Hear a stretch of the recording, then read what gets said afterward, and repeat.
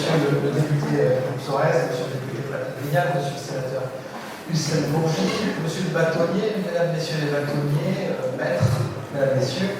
La faculté de droit et de sciences politiques de l'Université de Montpellier est aussi ravie, honorée de vous accueillir pour la rentrée économique du barreau de Montpellier. Une manifestation d'ampleur qui témoigne du dynamisme de l'ordre comme de l'importance de la place de l'avocat dans la cité et notamment pour le monde économique, en particulier en matière de conseil.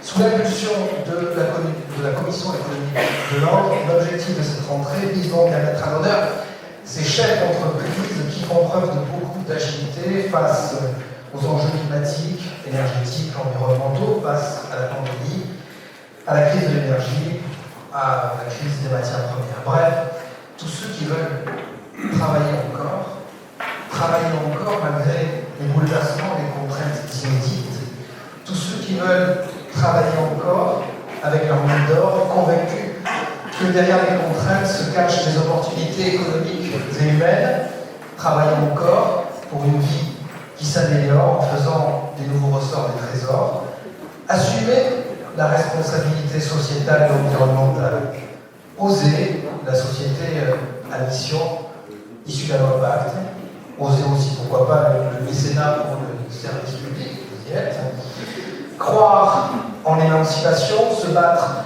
sans relâche pour l'égalité femmes-hommes, chasser toutes les violences sexuelles et sexistes, intégrer les personnes en situation de handicap, penser et utiliser le droit pour une dynamique axiologique de l'entreprise. Ce droit toujours en mouvement, ce droit qui, au XXe siècle, dépassa le libre jeu des intérêts égoïstes pour construire le solidarisme contractuel et proposer des courants de socialisation, ce droit privé qui, dans ses valeurs, se rapproche tant aujourd'hui du droit public, ce droit que l'on enseigne ici auprès de 6 000 étudiants, ce droit que pratiquent au quotidien les 1240 avocats du barreau de Montpellier, dont nombre d'entre eux sont présents ce soir. On ne pouvait, Monsieur Cérillon, rêver de plus beau succès pour un plateau ambitieux dans l'écrin d'une faculté séculaire. C'est du fond du cœur un honneur de vous accueillir. Alors bonne rentrée et bonne rentrée économique.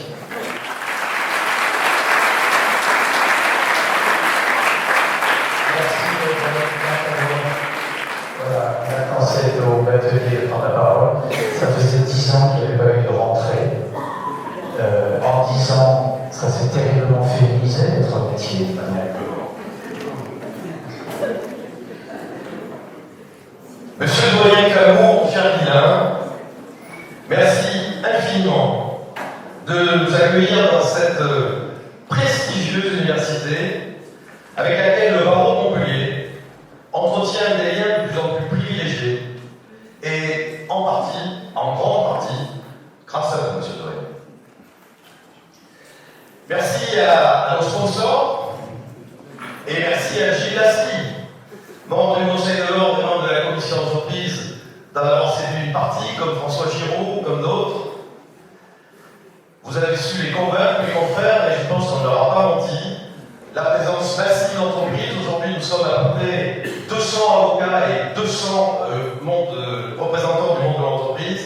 Donc c'est un succès massif et je pense que les sponsors doivent être braves.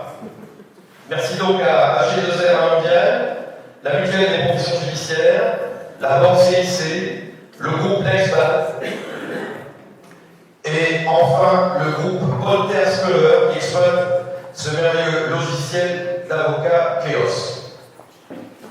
Merci à la mairie et à la métropole de Montpellier, représentée aujourd'hui par notre confrère Bourdin et par François Villette, directeur adjoint du cabinet du maire. Les projets communs sont nombreux avec la métropole et la ville de Montpellier. Nous avançons main dans la main avec la métropole comme la mairie et le maire a toujours répondu présent à toutes les initiatives et chaque fois que nous avons eu besoin de lui, qu'il en soit remercié. Merci à la Chambre de commerce, à André Jarry que je ne vois pas. C'est magique.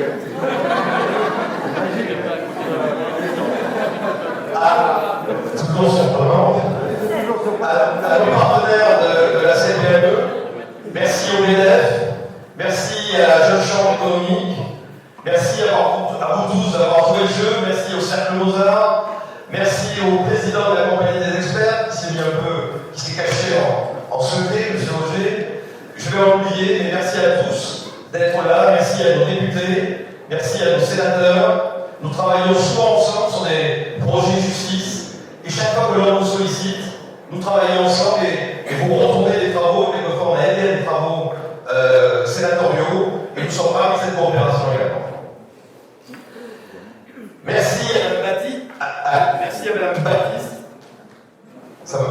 présidente si efficace du tribunal de commerce, mais je ne sais pas si elle est arrivée, vous n'avez pas vu madame.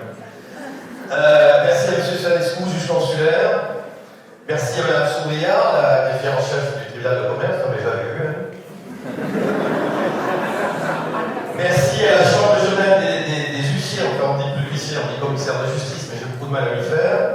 Et donc merci à Sandrine Chilton d'être là. Merci à la Cour régionale des comptes. Merci à l'efficace commission d'entreprise du barreau et à son incontournable et extraordinaire présidente, Sophie Nérol. Sophie, merci, bien.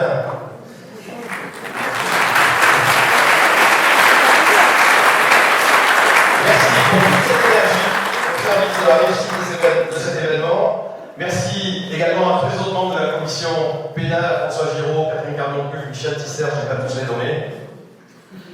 Merci à vous, membres de l'entreprise, d'être venus si nombreux à cette rentrée économique. La première fut organisée par Pierre Châtel, le bâtonnier Châtel, qui est là en 2008. Et puis, le bâtonnier Jambon et le bâtonnier Tisser en ont fait 2 autres en 2010 et 2012, et puis c'était tombé en désuétude. Je sais que mes successeurs, Maxime Rosier et Élise Christol, vont inscrire cet événement qui est incontournable à mon sens, dans le temps et dans l'avenir. Merci à nos partenaires et non pas nos adversaires, experts comptables, notaires, huissiers, commissaires de justice, pourrais-je dire. Nous sommes tous, chacun à notre place, des acteurs incontournables de la vie économique de ce territoire. Chacun ses compétences. Elles ne s'opposent pas, mais elles se complètent. Et enfin, merci à mon ami Claude Sélillon d'avoir accepté d'animer ce débat. Nous sommes connus il y a quelque temps en Camargue, chez un ami commun qui n'est pas loin. Et immédiatement, j'ai pensé que ça ne pouvait être que lui qui animerait ce débat. Alors vous savez, c'est pas la peine de Claude Sélillon ne se présente pas, tout le monde connaît le journaliste, tout le monde connaît l'écrivain, mais il y a peut-être 2 choses que vous ne connaissez pas sur lui. Il a été en 2013 et 2014 conseiller à l'Élysée du président Hollande chargé de la communication. Et puis ça, vous ne le savez peut-être pas, en tout cas, vous n'êtes pas nombreux.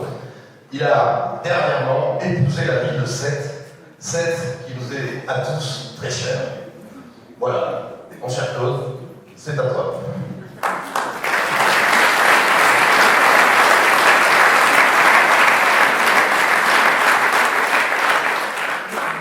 Alors après cette annonce de mon pédigré quasiment, mes filles ça va vite, le pédigré ça passe en nécrologie assez rapidement.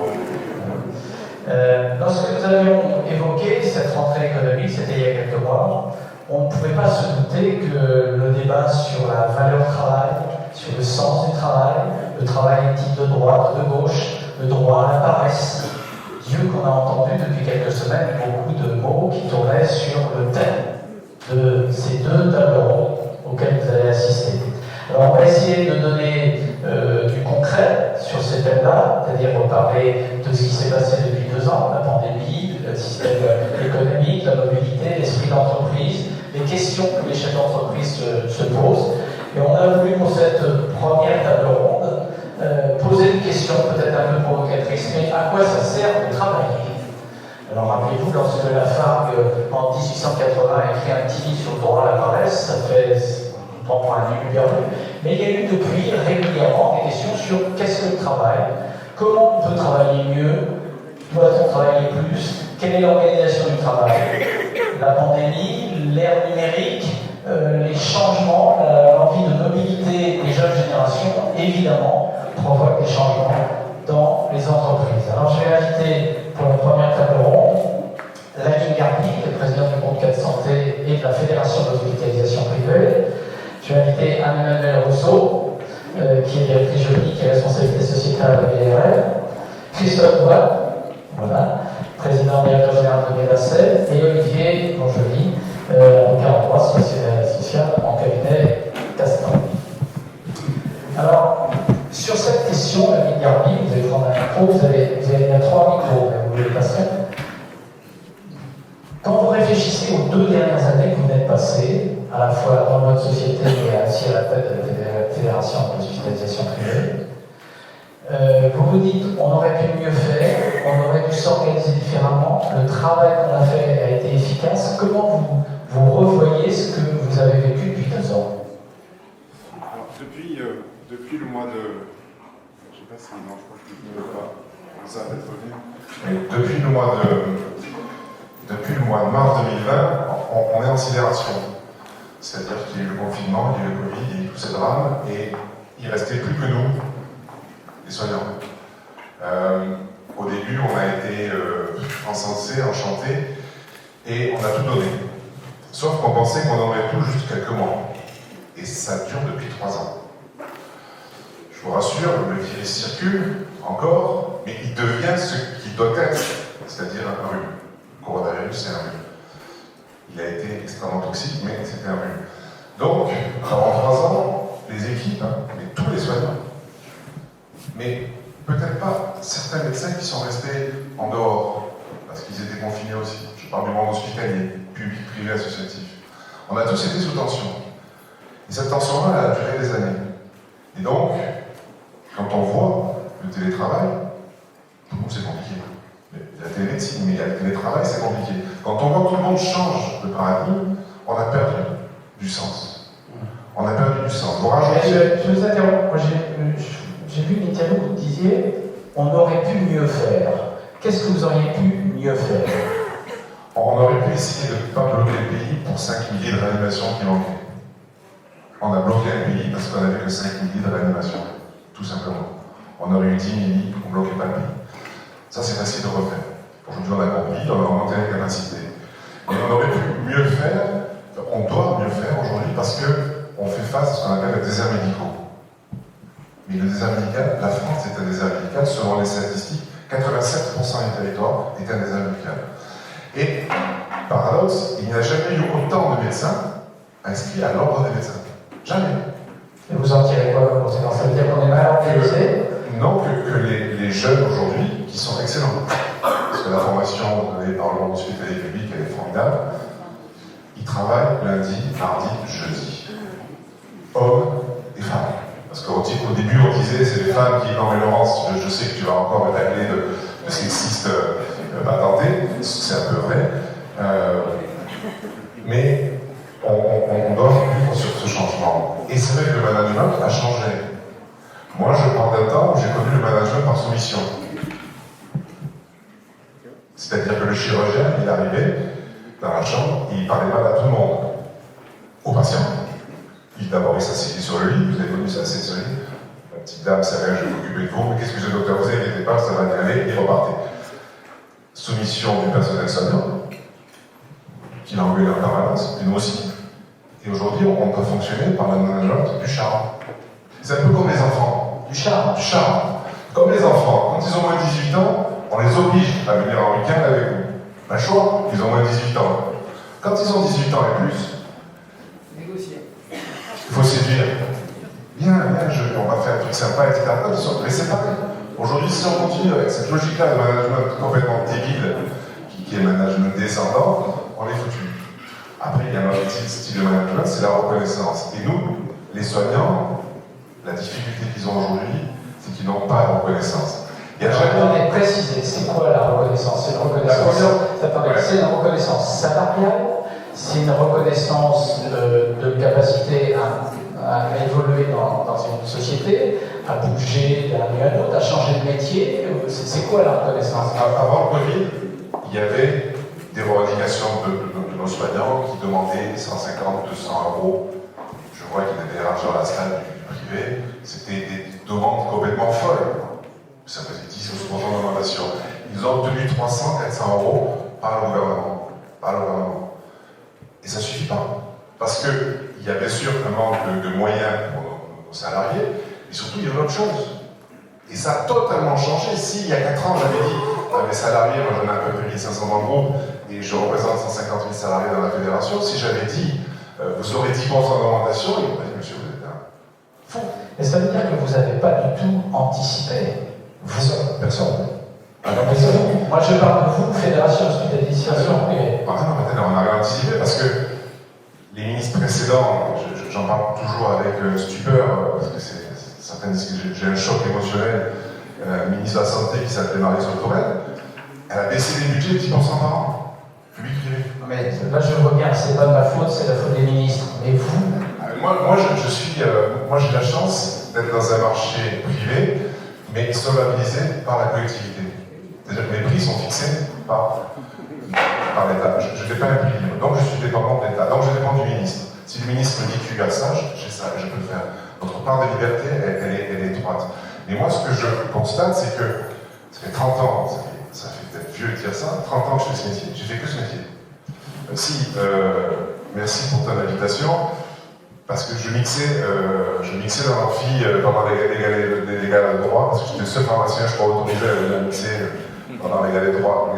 Attendez, je vous interromps. Ça fait 30 ans que vous faites le même métier. Je n'ai jamais vu la situation se dégrader. Attendez, non, ma question est plus personnelle.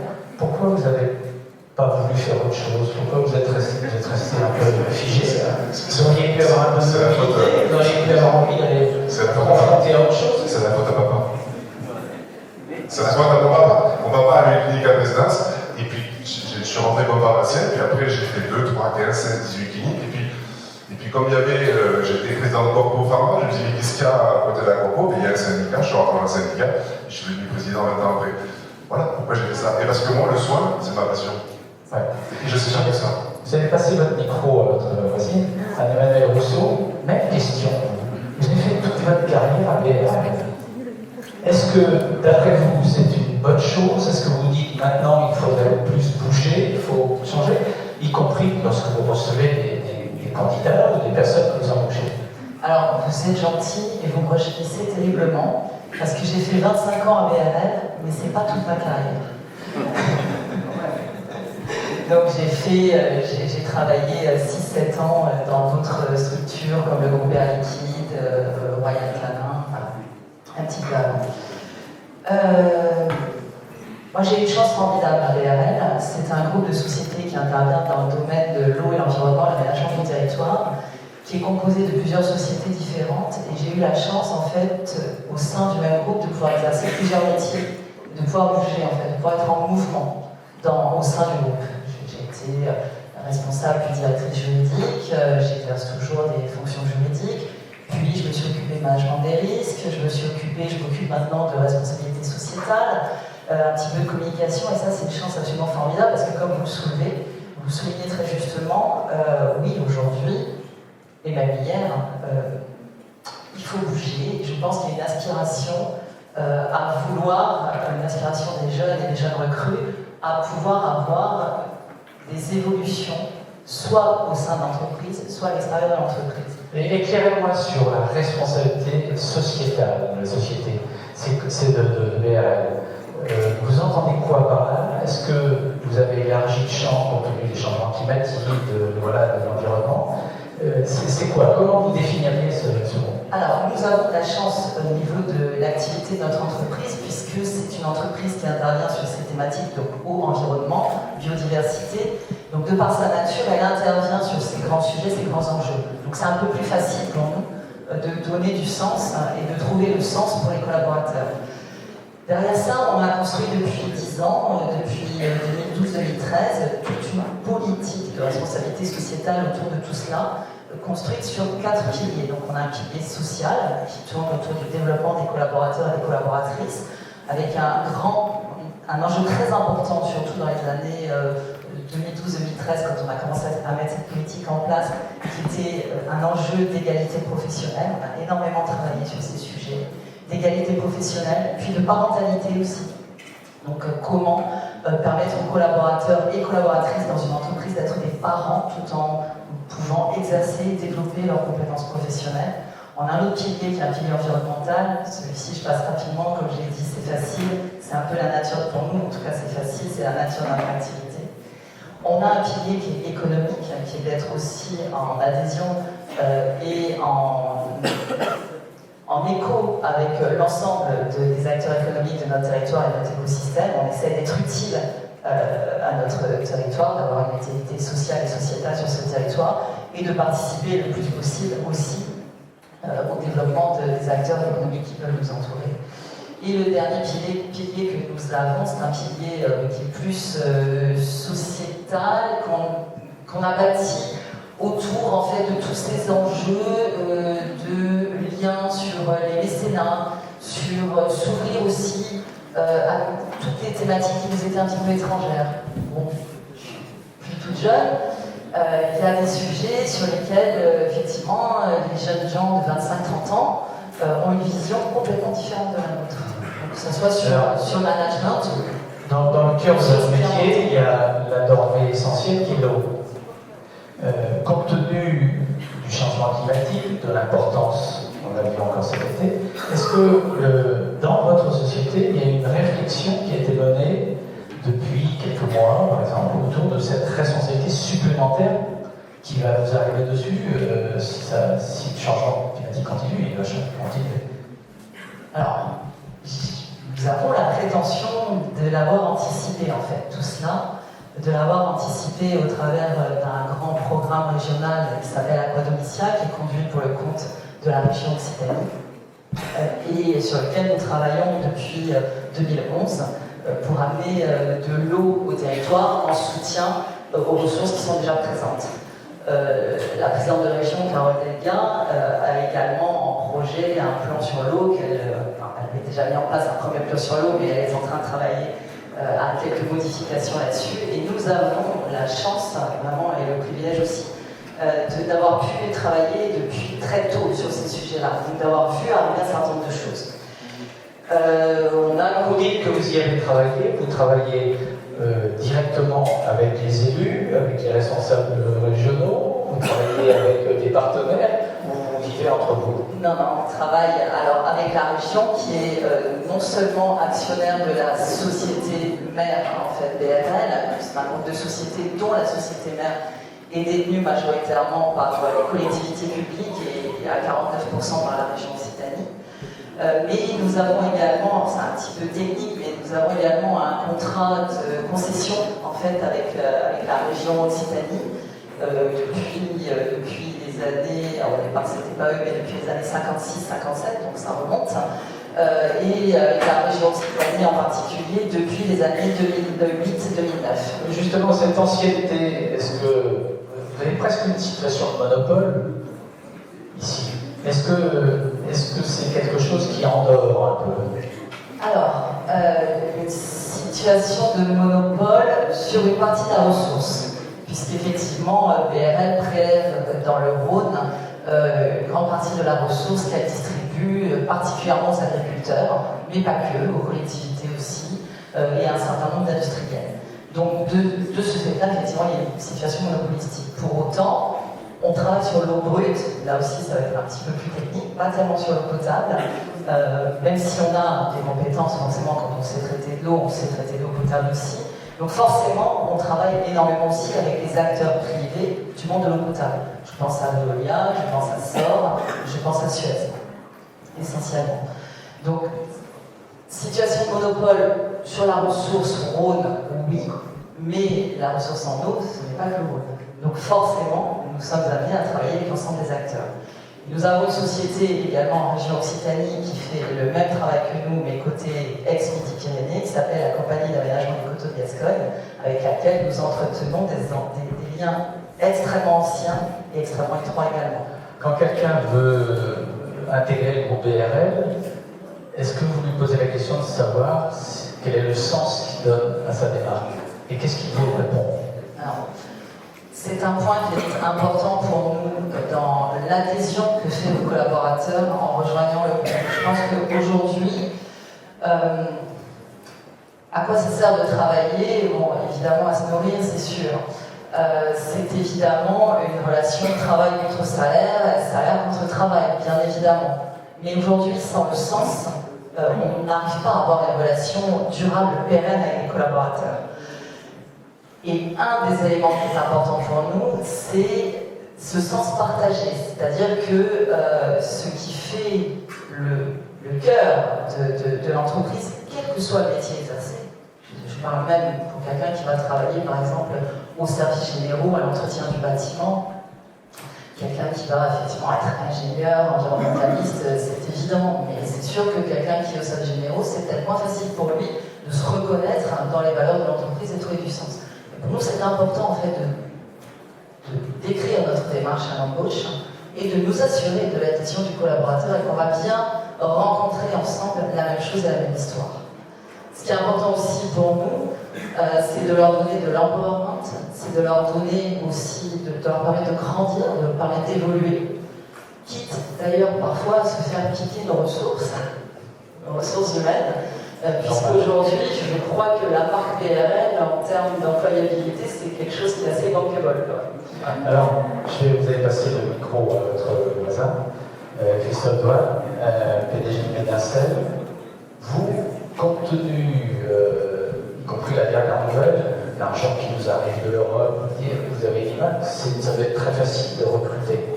Et vous recrutez à partir de compétences scientifiques pures ou avec l'envie que la personne se sente concernée par votre société et par la mission que vous êtes donnée d'une certaine manière. C'est une question intéressante. Peut-être que je vais décrire Medincel, que vous ne connaissez pas encore tous. On est à Jacob, donc Medincel c'est 150 personnes, une société cotée sur Euronext depuis 2018, et une société qui est dans le domaine pharmaceutique, qui transforme la prise de comprimés en une injection qui va libérer les médicaments pendant des mois. C'est ça, vous êtes parti du constat que beaucoup de gens ne prenaient pas leurs médicaments. En gros, une personne sur deux ne prend pas ou ne suit pas son traitement, vous, moi aussi d'ailleurs, et dans des pathologies où l'observance, c'est ce qu'on appelle, l'observance est importante, comme la schizophrénie, comme la douleur, la contraception et d'autres. On permet d'assurer l'observance et aussi de lisser le niveau du médicament et d'éviter les pics qu'on a quand on a des comprimés et donc de réduire les effets secondaires et d'améliorer l'efficacité. Votre idée a été de dire on va faire une injection qui permettra de garantir la prise de médicaments. Voilà, tout à fait. Notre premier produit qui devrait arriver sur le marché aux États-Unis l'an prochain est en schizophrénie. Donc c'est de durer 1 mois pour éviter que les patients schizophrènes arrêtent leur traitement avec toutes les conséquences qu'on connaît. Pourquoi vous avez ciblé schizophrénie? Il y avait une raison scientifique de recherche? Alors, d'abord parce que c'est 1% de la population, c'est une pathologie qui a des conséquences sociétales graves. Je cite quelques exemples. 40% des femmes en Californie incarcérées sont des patients schizophrènes. 20% des lits d'hôpitaux aux États-Unis sont liés à la schizophrénie. Donc de pouvoir assurer l'observance, c'est énorme. Et en plus pour des raisons business, parce qu'il y avait déjà une première génération d'injecteurs de longue action sur le marché. Et on peut faire des choses bien meilleures que ce qu'il faut aujourd'hui. Donc le marché est déjà existant. Comment vous avez vécu la période de pandémie? Vous vous sentiez concerné? Vous étiez un peu à part? Alors, il y a plusieurs périodes, parce que par précaution, en début de pandémie, on a mis la moitié de la société au chômage partiel. Donc il a fallu gérer ça. Ça a duré quelques mois, puis après on a fait le monde capital qui a permis de remettre tout le monde au travail. Et on est dans une société, je pense, qui a beaucoup de chance, parce que à sa fondation, pour revenir sur votre question de tout à l'heure, Medincel a été créé avec une double vision. Une vision de société pharmaceutique humaniste. Donc on souhaite que nos technologies soient déployées. Ça ne paraît pas évident quand on parle de société pharmaceutique humaniste. Et en fait, on travaille sur des projets humanistes humanitaire, on travaille avec la fondation Bill Gates sur contraception à visée humanitaire, on travaille pour casser le facteur de transmission de la malaria par exemple, et on mettra toujours notre idéal de santé avant le reste. Et ça c'est fondamental, et ça nous a permis d'attirer des gens qui trouvaient dans cette mission le sens que beaucoup de gens cherchent aujourd'hui. Qui c'est les gens? C'est tous nos scientifiques, tous nos collaborateurs. Donc ça, c'est la première partie de la vision. Et la deuxième partie, c'est que pour que les gens se transcendent, on voulait vraiment qu'ils soient dans une position où ils puissent le faire. Et on a développé un modèle d'entreprise où tout le monde est actionnaire. Ce que j'appelle parfois une coopérative des temps modernes. Et cette double mission de pharma humaniste et de modèle d'entreprise de partage de la valeur, qui est vraiment au cœur de notre ADN, fait que les gens viennent pour ça. Et on a attiré plus de 30 nationalités à Jaco pour travailler avec nous dans cette mission. Alors, vous êtes dans un secteur hypersensible. On a vu pendant la pandémie une bagarre entre Pfizer et autres laboratoires. Vous êtes dans un climat suspicieux. Vous vous sentez menacé par des gens qui pourraient prendre les découvertes. Comment vous vivez cette espèce de monde un peu complotiste qui tourne dans la santé? Le capital de notre société, c'est sa propriété intellectuelle. Et pour moi, la propriété intellectuelle, c'est les brevets, bien sûr, mais c'est surtout les gens. Les gens, et toutes les données qu'on génère, tout ce qu'on fait dans notre laboratoire, donc on a mis en place beaucoup de précautions pour éviter qu'il y ait du hacking de données, etc.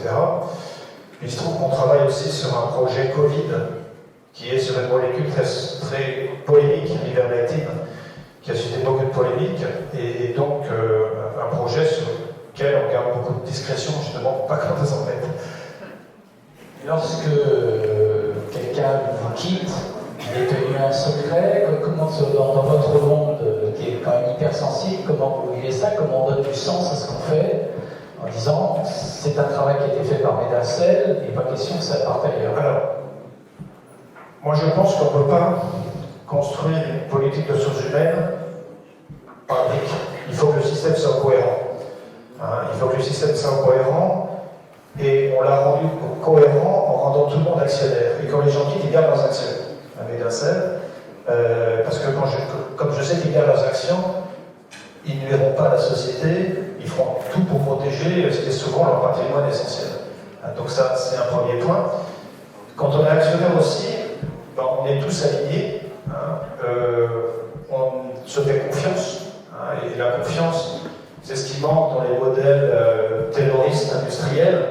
Il y a une citation de Frédéric Taylor qui dit ne faites surtout pas confiance à vos employés parce que de toute façon ils vont vous berner. Et pour nous c'est important cette confiance, et je vois tous les employés pour leur parler de ça, de nos valeurs, de notre mission, quand ils arrivent à la société. Et d'ailleurs, c'est voilà. Et d'ailleurs, pour répondre à votre question sur le travail,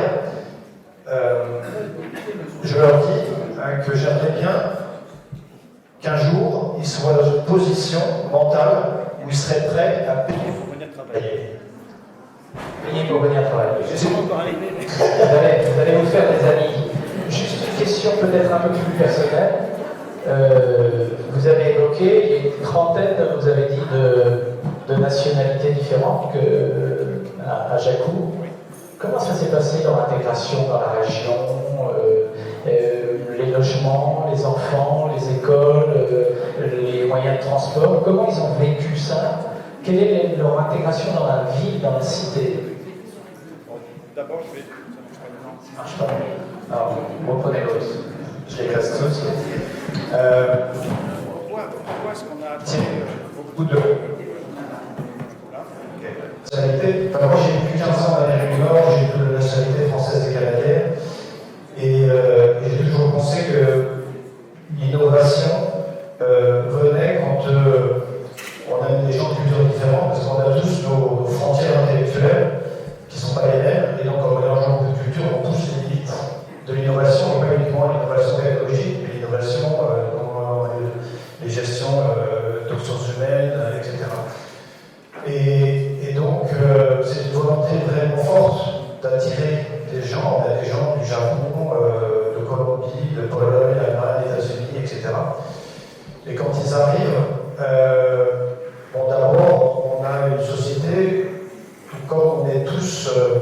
associés quelque part, les gens sont très accueillants, très solidaires. Et puis on a aussi un système d'aide où on les aide à trouver des logements. Quand ils ne parlent pas français, parce qu'il y en a beaucoup qui ne parlent pas français, donc on parle beaucoup l'anglais à l'université, on les aide aussi dans des cours, on s'assure que leurs épouses ou époux s'intègrent bien, parce que si la famille ne s'intègre pas, ça ne va pas.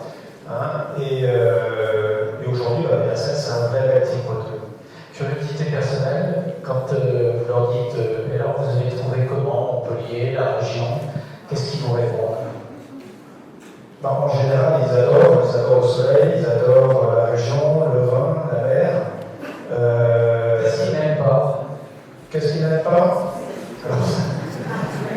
Je parle de préférable, je ne sais pas si je le disais, j'ai une remarque systématique qui est assez frappante. C'est quel que soit le pays d'où ils viennent, que ce soit la Pologne, la Tunisie, la Colombie, ils font tous la même remarque. On n'a jamais eu une bureaucratie comme ça. Très bien. Tout le monde a noté? Merci beaucoup. Vous êtes Si, c'est vrai. Vous voyez, en social, vous avez entendu ces différents témoignages. Comment vous définiriez ce que vous avez ressenti depuis 2 ans, 3 ans, avec la pandémie, avec les changements économiques, avec le changement climatique et tout? Est-ce que vous avez senti un changement en profondeur ou vous dites c'est une vague? Donc, il y a eu un changement profond, effectivement, dans les relations de travail, avec plusieurs mécanismes. Bien entendu, le télétravail, où la plupart des entreprises disaient le télétravail, c'est impossible, on n'y arrive pas, il faut que tout le monde soit là, etc.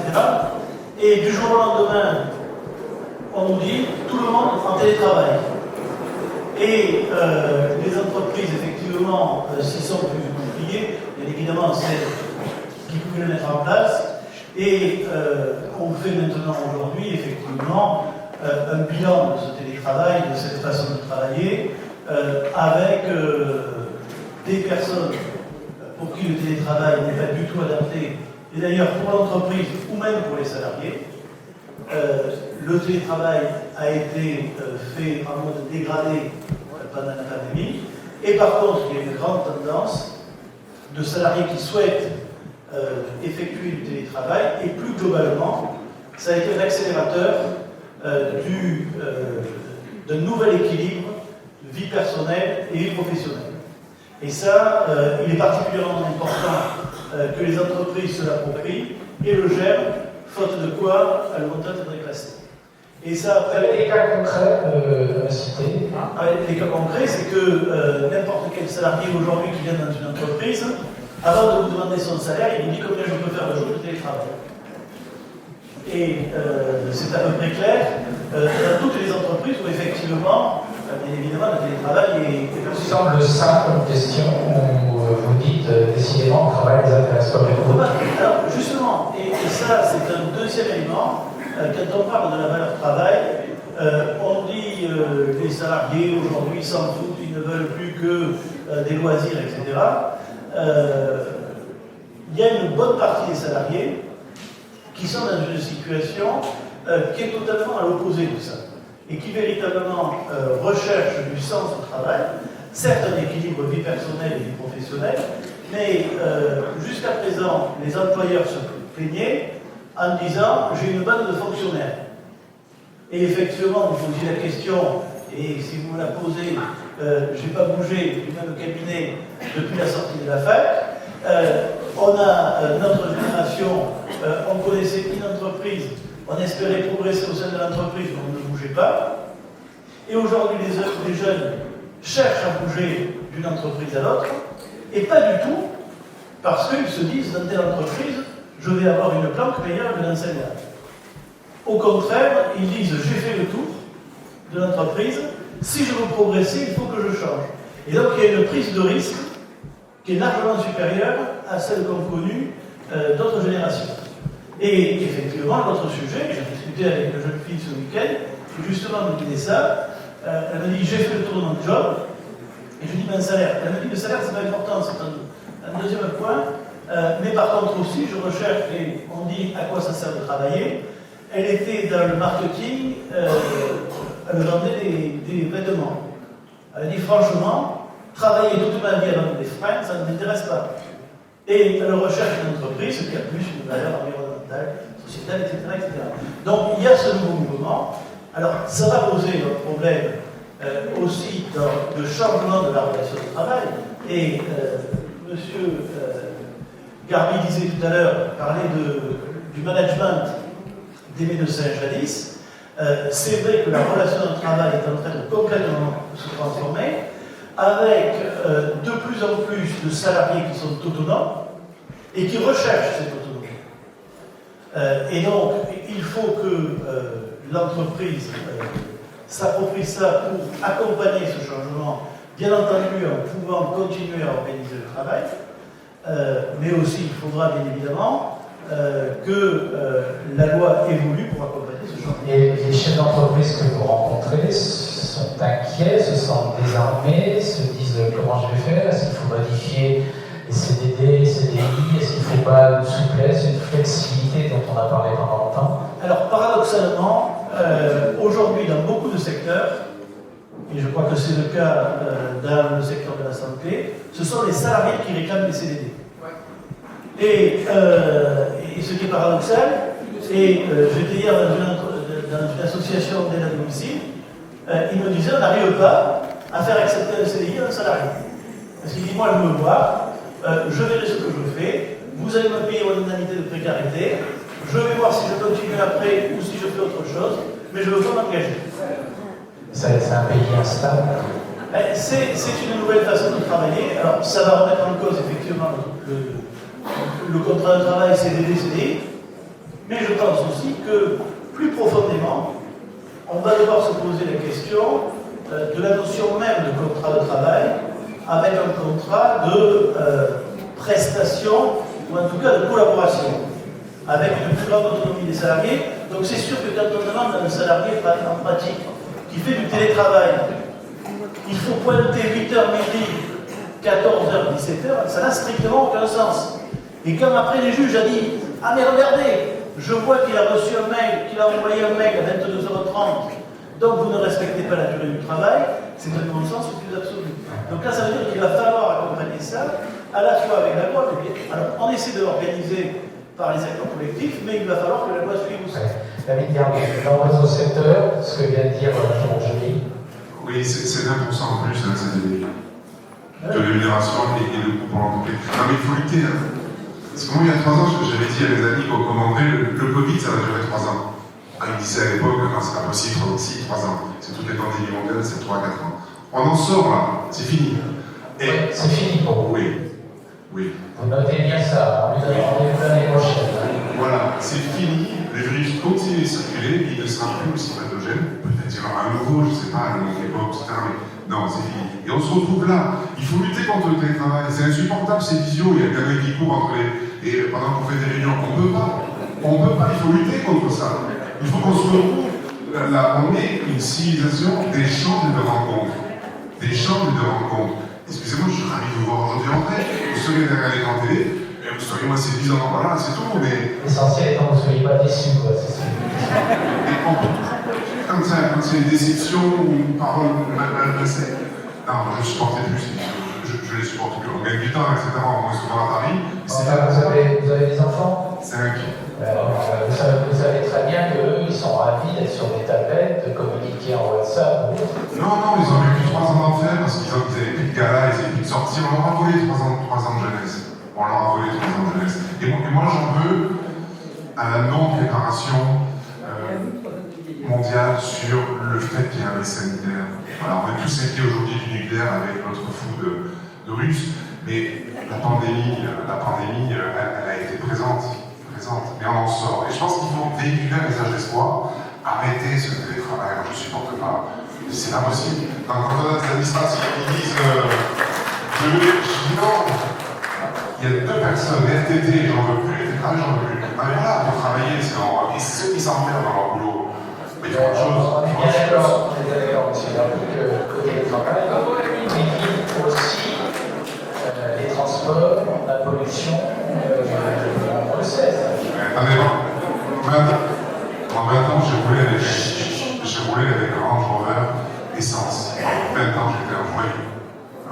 parce que j'avais vécu l'essence. Et maintenant, on m'a expliqué que c'est mieux que le gasoil. Et je suis devenu un héros. Bon, voilà, faut arrêter là. Non, mais alors, il faisait chaud tout à l'heure, la clim a été mise, on est mieux. Voilà, quoi. On est mieux quand il y a la clim, on réfléchit mieux. Nous, on a demandé dans nos bâtiments de mettre de la climatisation pour que nos aînés soient mieux l'été. Si je comprends bien, le changement climatique n'est pas une obsession pour vous. Non, parce que nous, on a des contraintes. On a des contraintes de température. Un bloc opératoire, s'il n'est pas à 18 pour ressortir une agriculture japonais, il y en a déjà suffisamment comme ça pour ne pas en rajouter. D'accord? Parce qu'on n'est pas tous du 100%. J'ai compris, vous n'étiez pas chez les Verts. Je suis pour le bon sens. Justement, sur ce thème du télétravail, sur le changement, vous êtes confronté à ça dans votre société? Oui, tout à fait. On était déjà parti sur des approches où on commençait à s'interroger sur le télétravail, et sans doute avec des réactions frileuses et un peu timorées en disant on ne peut pas tout télétravailler. Alors, nous, on a quand même une partie de nos métiers qu'on ne peut pas télétravailler du tout. Le métier de terrain, ça, c'est pas possible. Mais c'est vrai qu'on était sans doute un petit peu frileux, un petit peu inquiet des transformations que ça allait apporter, de la perte de liens, de la perte de cohésion, de la difficulté d'égalité également entre les postes télétravaillables, ceux qui ne le sont pas. Voilà, bon, on commence à démarrer un petit peu. Moi, j'avais, nous, nos locaux sous notre siège est à Nîmes. Moi, j'ai pas mal de salariés montpelliérains. Et sans ouvrir le télétravail, parce que le télétravail, on en parle comme la panacée, mais il ne faut pas oublier qu'il y a des salariés en télétravail qui sont dans 20 mètres carrés, et pour eux, c'est un bonheur de venir au bureau. Donc voilà, donc il y a aussi ça quand même. Et moi, j'avais commencé à mettre en place, par exemple, des espaces de coworking pour autoriser les salariés une fois par quinzaine, une fois par semaine, à aller sur un espace de coworking proche de leur lieu d'habitation, sur lequel ils peuvent aller en vélo, en trottinette.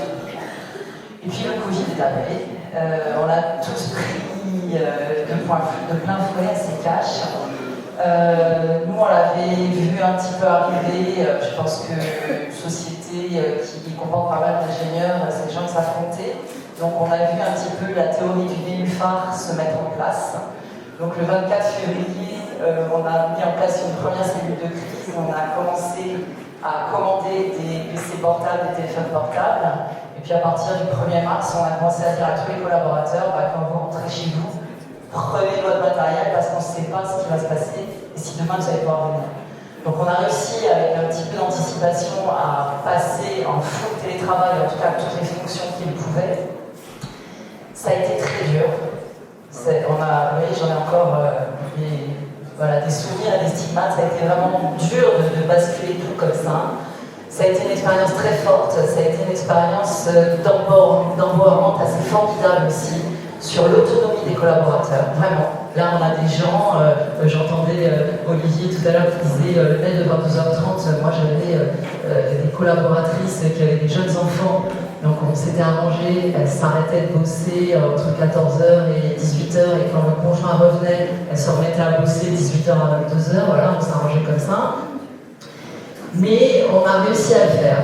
Derrière, c'est ce qui nous a permis de passer sur un accord télétravail et de mettre ça en place de façon plus... On est sorti du télétravail suivi, on est passé sur un télétravail choisi, mais le télétravail, ça doit être managé. Donc on ne peut pas dire comme ça, c'est open bar, c'est pas possible. Qu'est-ce que ça a eu comme conséquence sur l'esprit d'entreprise? Ce que disait M. Garbi sur les visios, on ne peut pas dire le contraire. Alors là, c'est là où je dis qu'il faut que ça soit managé. C'est-à-dire que pendant la période de pandémie, par exemple, on faisait des cafés visio. Donc on remplaçait en fait tous ces temps informels, les apéros visio aussi, avec les collaborateurs un peu moins, c'était plutôt les cafés quand même. Mais tous ces temps informels en fait qui sont nécessaires à la cohésion globale du groupe, de l'équipe et des équipes entre elles, on a essayé de compenser. Derrière, sur le télétravail choisi et organisé, ce que ça a comme conséquence, c'est ce que je dis, c'est vraiment là aussi le management. C'est le fait qu'il faut faire attention, c'est-à-dire qu'à un moment, il faut que son équipe elle arrive à se retrouver aussi. Donc il faut arriver à organiser les choses. Et toutes les tâches ne sont pas télétravaillables. Bon, c'est vrai, sans doute chez l'Étincelle, on peut travailler en télétravail, les chercheurs peuvent travailler comme ça. ou ça vous a aussi obligé à revoir votre organisation? Alors, j'aurais du mal à critiquer le télétravail parce que pendant des années, j'ai fait les allers-retours Paris-Montpellier en restant ici 3 jours. Dans le mauvais sens, oui. Et on avait toujours quelques personnes qui n'avaient pas pu se relocaliser à Montpellier, qui travaillaient aussi en télétravail. Quand la pandémie est arrivée, bon, déjà on a fait attention à ce que tout le monde travaille dans de bonnes conditions, donc on a livré les chaises de bureau à tout le monde pour qu'ils puissent travailler sur une belle chaise au moins et pas leur chaise de cuisine. Et puis à la fin de la pandémie, et en fait, toute la période a remarquablement bien marché parce que vous vous rappelez tout à l'heure, j'ai parlé du mot confiance. Confiance, quand les gens se font confiance, quand on est tous associés, actionnaires, le télétravail, le sujet, c'est pas un sujet de confiance, le sujet, c'est un sujet de lien social. Et à Ménacel, on était tous dans un open space, et moi, avec tout le monde d'ailleurs, parce que je pense que dans une société, les deux choses qu'on doit avoir pour qu'une société fonctionne bien, c'est la collaboration.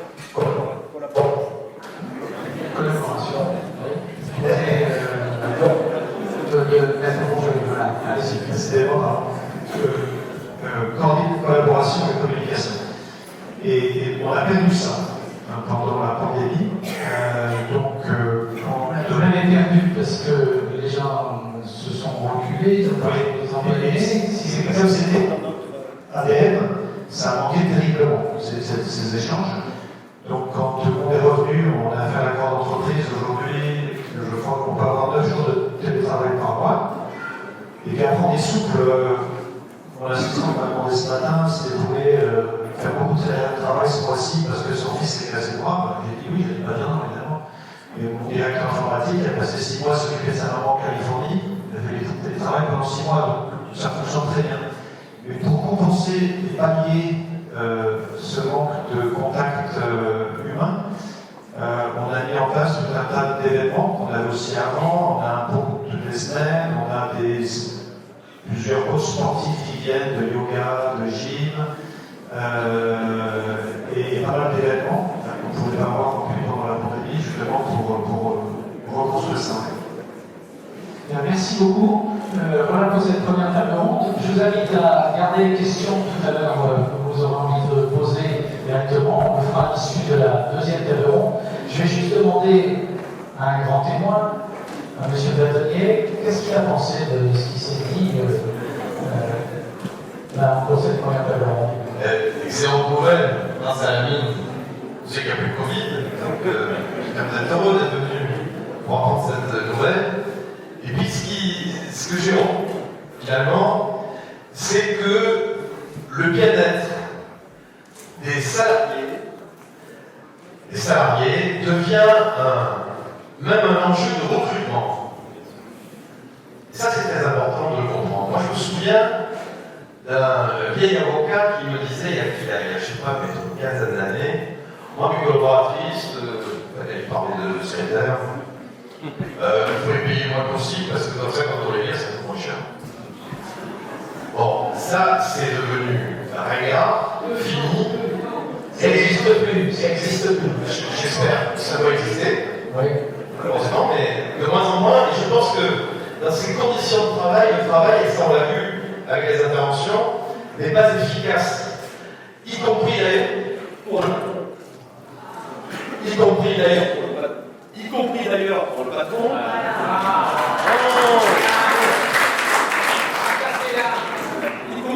pour le patron, parce que travailler dans des ambiances tendues, sans confiance, sans bonheur de ses salariés d'entreprise, ça doit être vraiment très pénible. Et là, on doit également se demander, au bout d'un moment, à quoi ça sert de travailler. Merci beaucoup.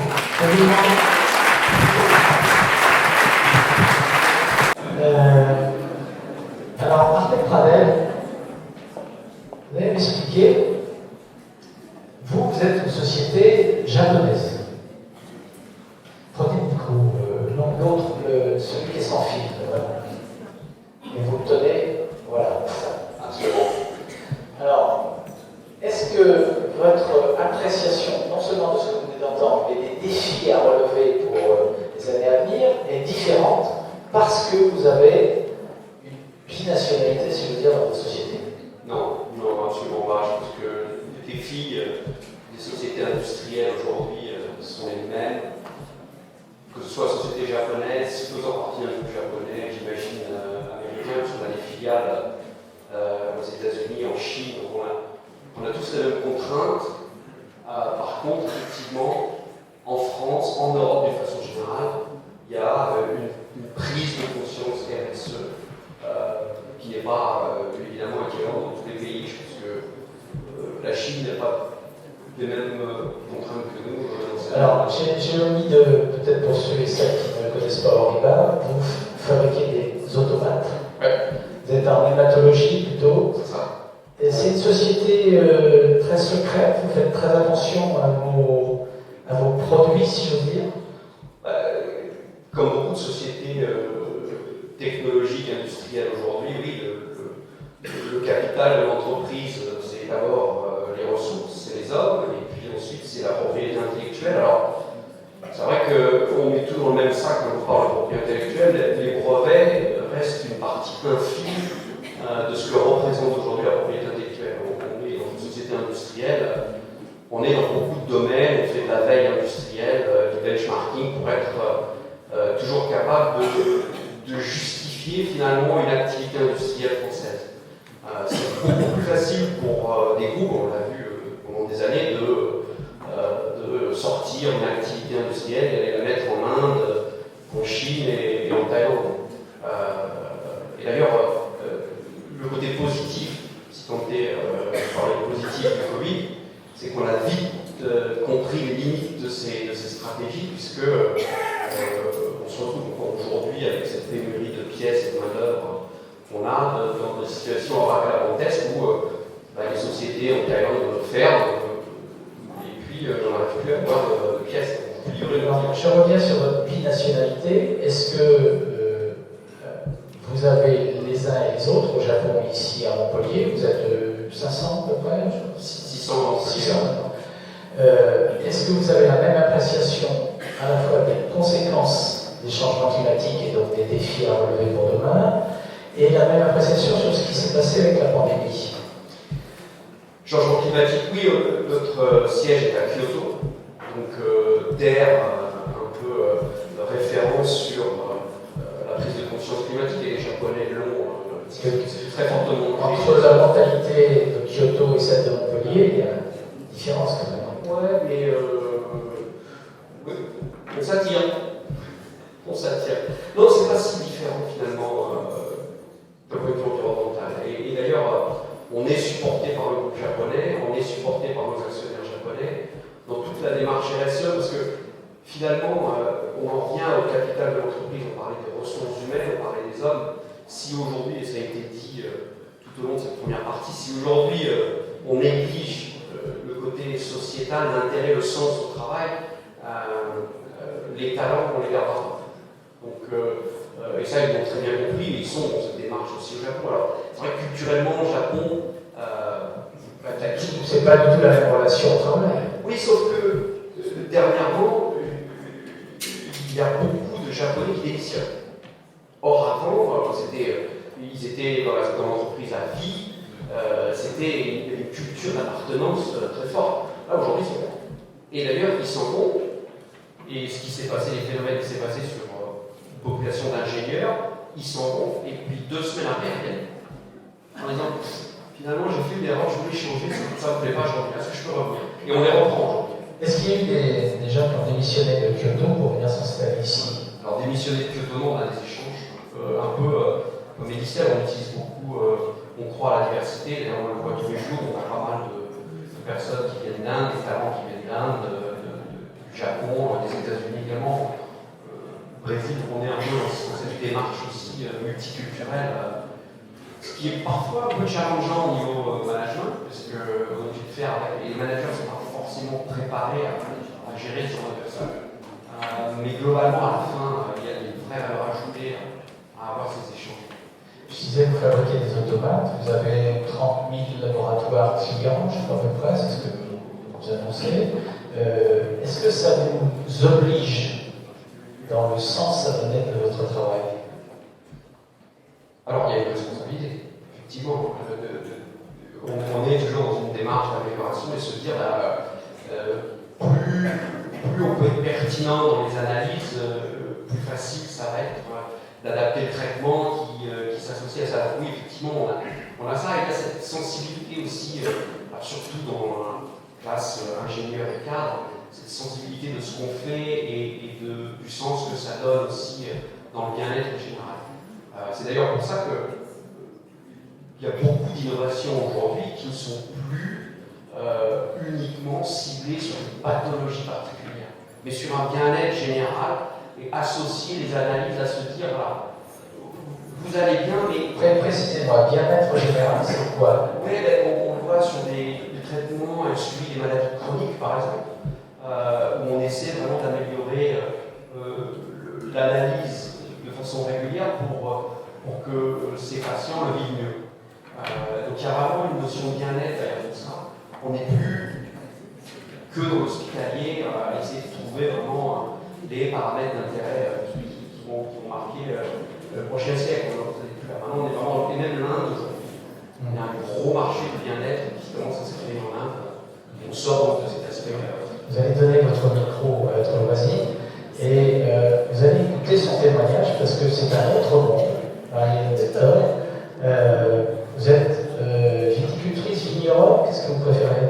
Je dirais que je suis plutôt propriétaire récoltante. Propriétaire récoltante. Alors, c'est un domaine familial, ça remonte à très loin, c'est à Rieux-Sec. Voilà, c'est le domaine de Rieux-Sec. C'est dans l'Aveyron. C'est entre Gignac et Amiens, donc un petit peu plus au sud, en dessous du plateau de Vincennes. Oui, c'est un domaine familial. Nous sommes sur les compois de Gignac en 1400 et des poussières. Donc effectivement, c'est une originalité de pouvoir dire que le domaine appartient à la famille depuis plus de 5 siècles. Même mes enfants m'ont dit, maman, tu ne sais pas compter, 6 siècles. Nous avons passé le... Au départ, vous êtes avocate. Exactement. Et vous décidez de devenir propriétaire récoltant. Alors, je ne décide pas.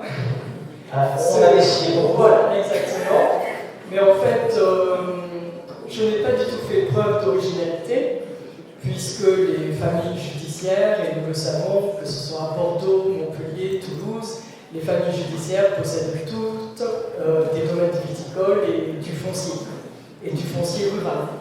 Et donc, effectivement, j'exerce donc mon métier et donc une profession judiciaire à Nice. C'est donc la vie familiale qui m'a amené à Nice, mais l'origine familiale est bien à Montpellier. Et donc, effectivement, je n'ai fait que continuer ce qui a toujours été fait dans la famille, exercer une profession judiciaire et m'occuper d'un domaine viticole. Est-ce que ça veut dire que vous avez donné du sens à votre métier plus facilement en étant à Rieux-Sec qu'à Nice? Alors, je reconnais qu'il y a un certain défi à mener les deux activités de fond, mais je me suis aussi aperçu qu'il y avait un effet de levier. C'est-à-dire que l'oxygénation de la vigne m'a peut-être aidé à davantage travailler sur mes dossiers. Je ne pourrais pas dire que ce sont des vacances sur le domaine, mais c'est au moins une récréation de l'esprit. Pourquoi vous avez l'impression qu'un avocat est un peu enfermé? Parfois. Alors effectivement, nous avons la vie judiciaire au palais et les audiences, mais effectivement, c'est un travail intellectuel, technique, et le travail dans la vigne donne effectivement cette oxygénation qui permet certainement d'être plus performant dans les deux activités. Vous, dans votre travail à Rieux-Sec, lorsque vous entendez parler du débat sur la valeur du travail, comment vous réagissez? Alors, le travail sur le domaine est un domaine où nous travaillons sur un précaré. C'est-à-dire que nous avons la notion du terroir et nous ne nous éloignons pas beaucoup de la maison. C'est-à-dire que nous parlons en art et en hectare. Et donc, nous sommes vraiment attachés à notre terroir et à la continuité de nos traditions.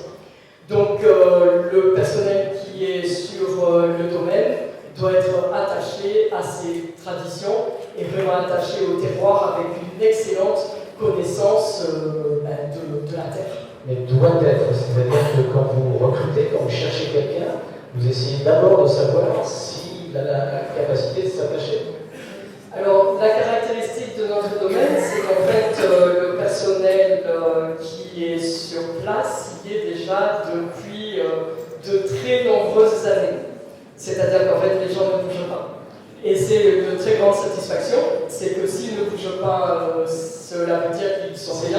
C'est lié qu'ils sont de la terre et de l'agriculture, ça. Je crois qu'il faut recruter ces profils, ces personnes qui n'aiment pas trop bouger, et qui sont dans l'observation de l'infiniment petit.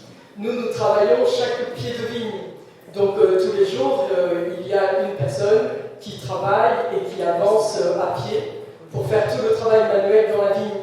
Et donc nous avons vraiment besoin de gens qui sont sur le temps long et pas dans le temps rapide. L'avocate que vous restez, elle regarde le monde agricole comment maintenant? Est-ce que vous avez vu évoluer par rapport à vos parents ou à votre famille? Comment vous voyez l'évolution? Alors je dirais qu'il y a maintenant une aspiration réelle vers la terre. Ça veut dire qu'il y a une véritable séduction de la vigne et du vin qui fait que actuellement j'ai beaucoup de plaisir à être sur place et à développer l'activité du domaine. Mais vous avez bien lu ou entendu des témoignages de jeunes agriculteurs, jeunes agricultrices qui aimeraient bien prendre des vacances, vivre un peu mieux. Vous voyez, c'est-à-dire aussi la valeur travail, donner du sens, ça existe. Tout à fait. L'installation des jeunes agriculteurs est difficile, surtout en ce moment où nous devons subir aussi les aléas climatiques.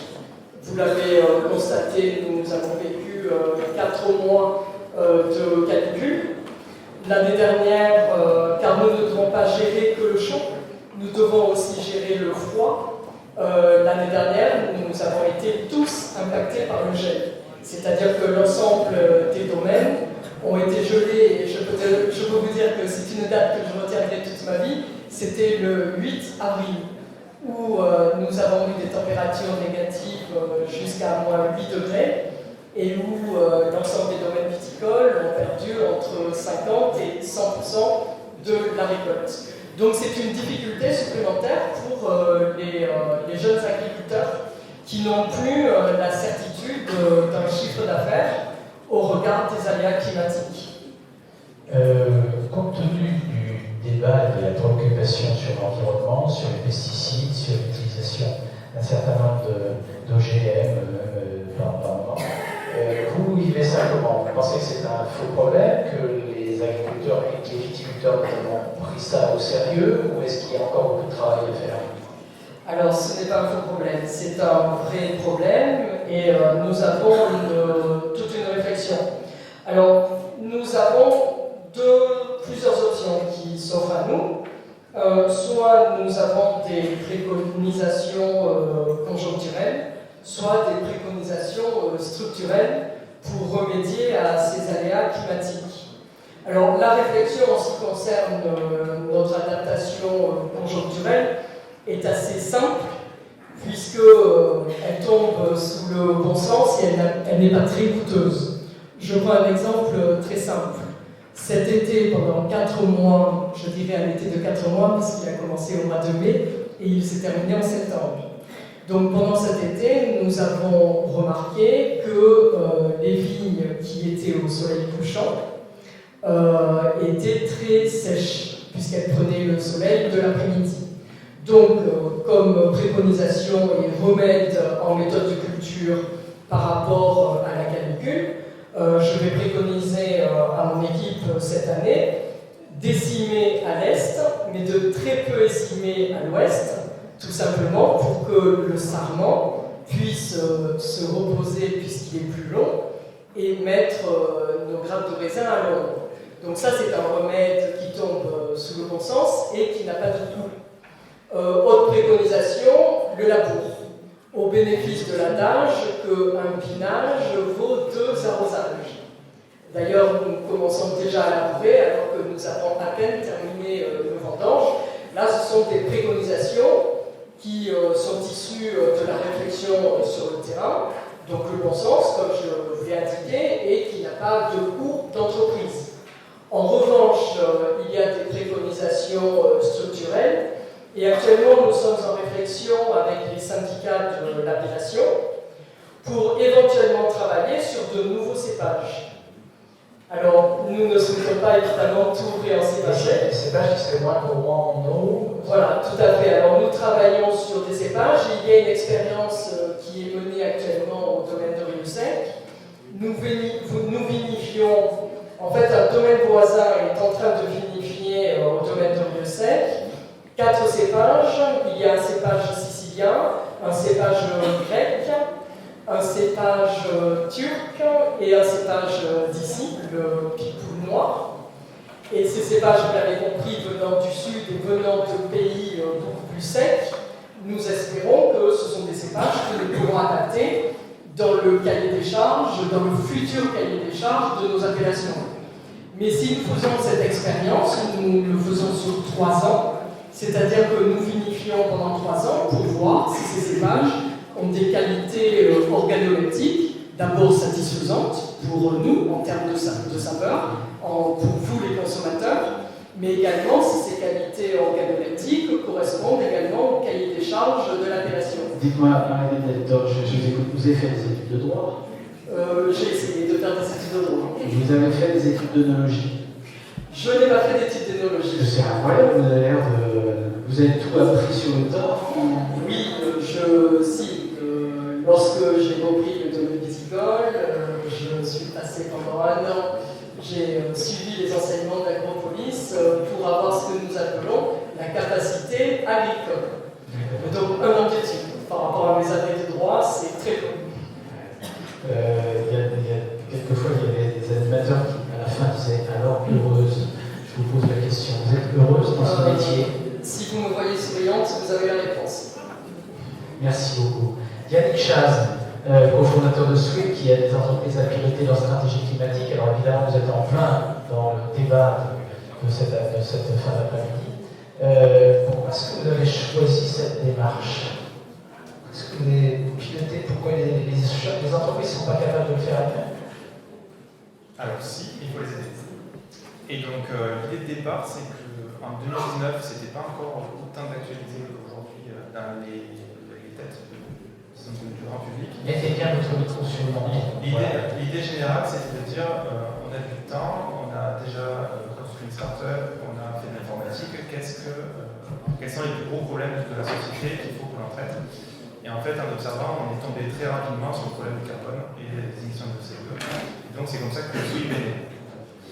Et on s'est rendu compte en parlant aux entreprises qu'elles n'étaient pas du tout prêtes, ni outillées pour...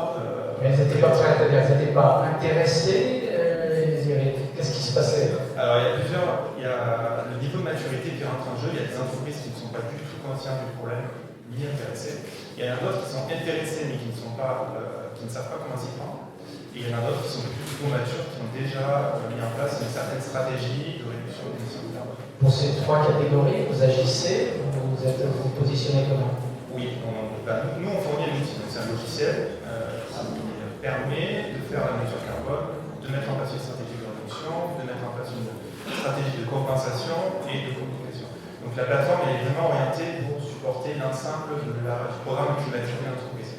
Donc en fonction de la maturité de l'entreprise, on intervient plus ou moins en amont de ces phases-là. Mais en général, ce qu'on voit aujourd'hui, c'est que globalement, elles peinent beaucoup à mesurer leurs émissions de carbone. Elles se basent énormément sur des cabinets de conseil qui font ça à la main dans des fichiers Excel. Et c'est là où on essaie d'intervenir en leur proposant un outil qui permet de faciliter et de maintenir dans le temps des mesures fiables. Mais rentrons dans le concret. Vous avez une plateforme et vous rencontrez quand même les gens dans l'entreprise. Ce n'est pas uniquement des échanges à travers des écrans. Alors on le fait partout. Non, on voit aussi des gens en présentiel, évidemment, on a une équipe à Paris mais du coup, la plateforme, elle est forcément en ligne et donc utilisée directement par les clients. Et par exemple, lorsque vous avez un réticent comme M. Garbi sur l'évolution climatique, par quoi vous commencez? Il y a beaucoup de choses qui m'ont un petit peu sidéré dans le commentaire. Allez-y, n'ayez pas peur. D'être fier d'un Range Rover pendant 4 ans, je ne suis pas sûr que ce soit la solution au climat. Et la deuxième chose, non, en fait, le télétravail c'est clivant, visiblement, je ne savais pas. Mais c'est important, il y a certaines structures qui se portent bien nous dans l'informatique. On n'a pas besoin d'être physiquement dans les bureaux. Et aussi, on se rend compte qu'on a une pénurie d'ingénieurs. Et donc, pour recruter aujourd'hui, la plupart des boîtes informatiques sont en télétravail. Pénurie d'ingénieurs, c'est-à-dire qu'on ne forme pas assez d'ingénieurs. Il y a plus d'offres que plus de demandes que d'offres. On forme des ingénieurs, mais il n'y en a pas ça.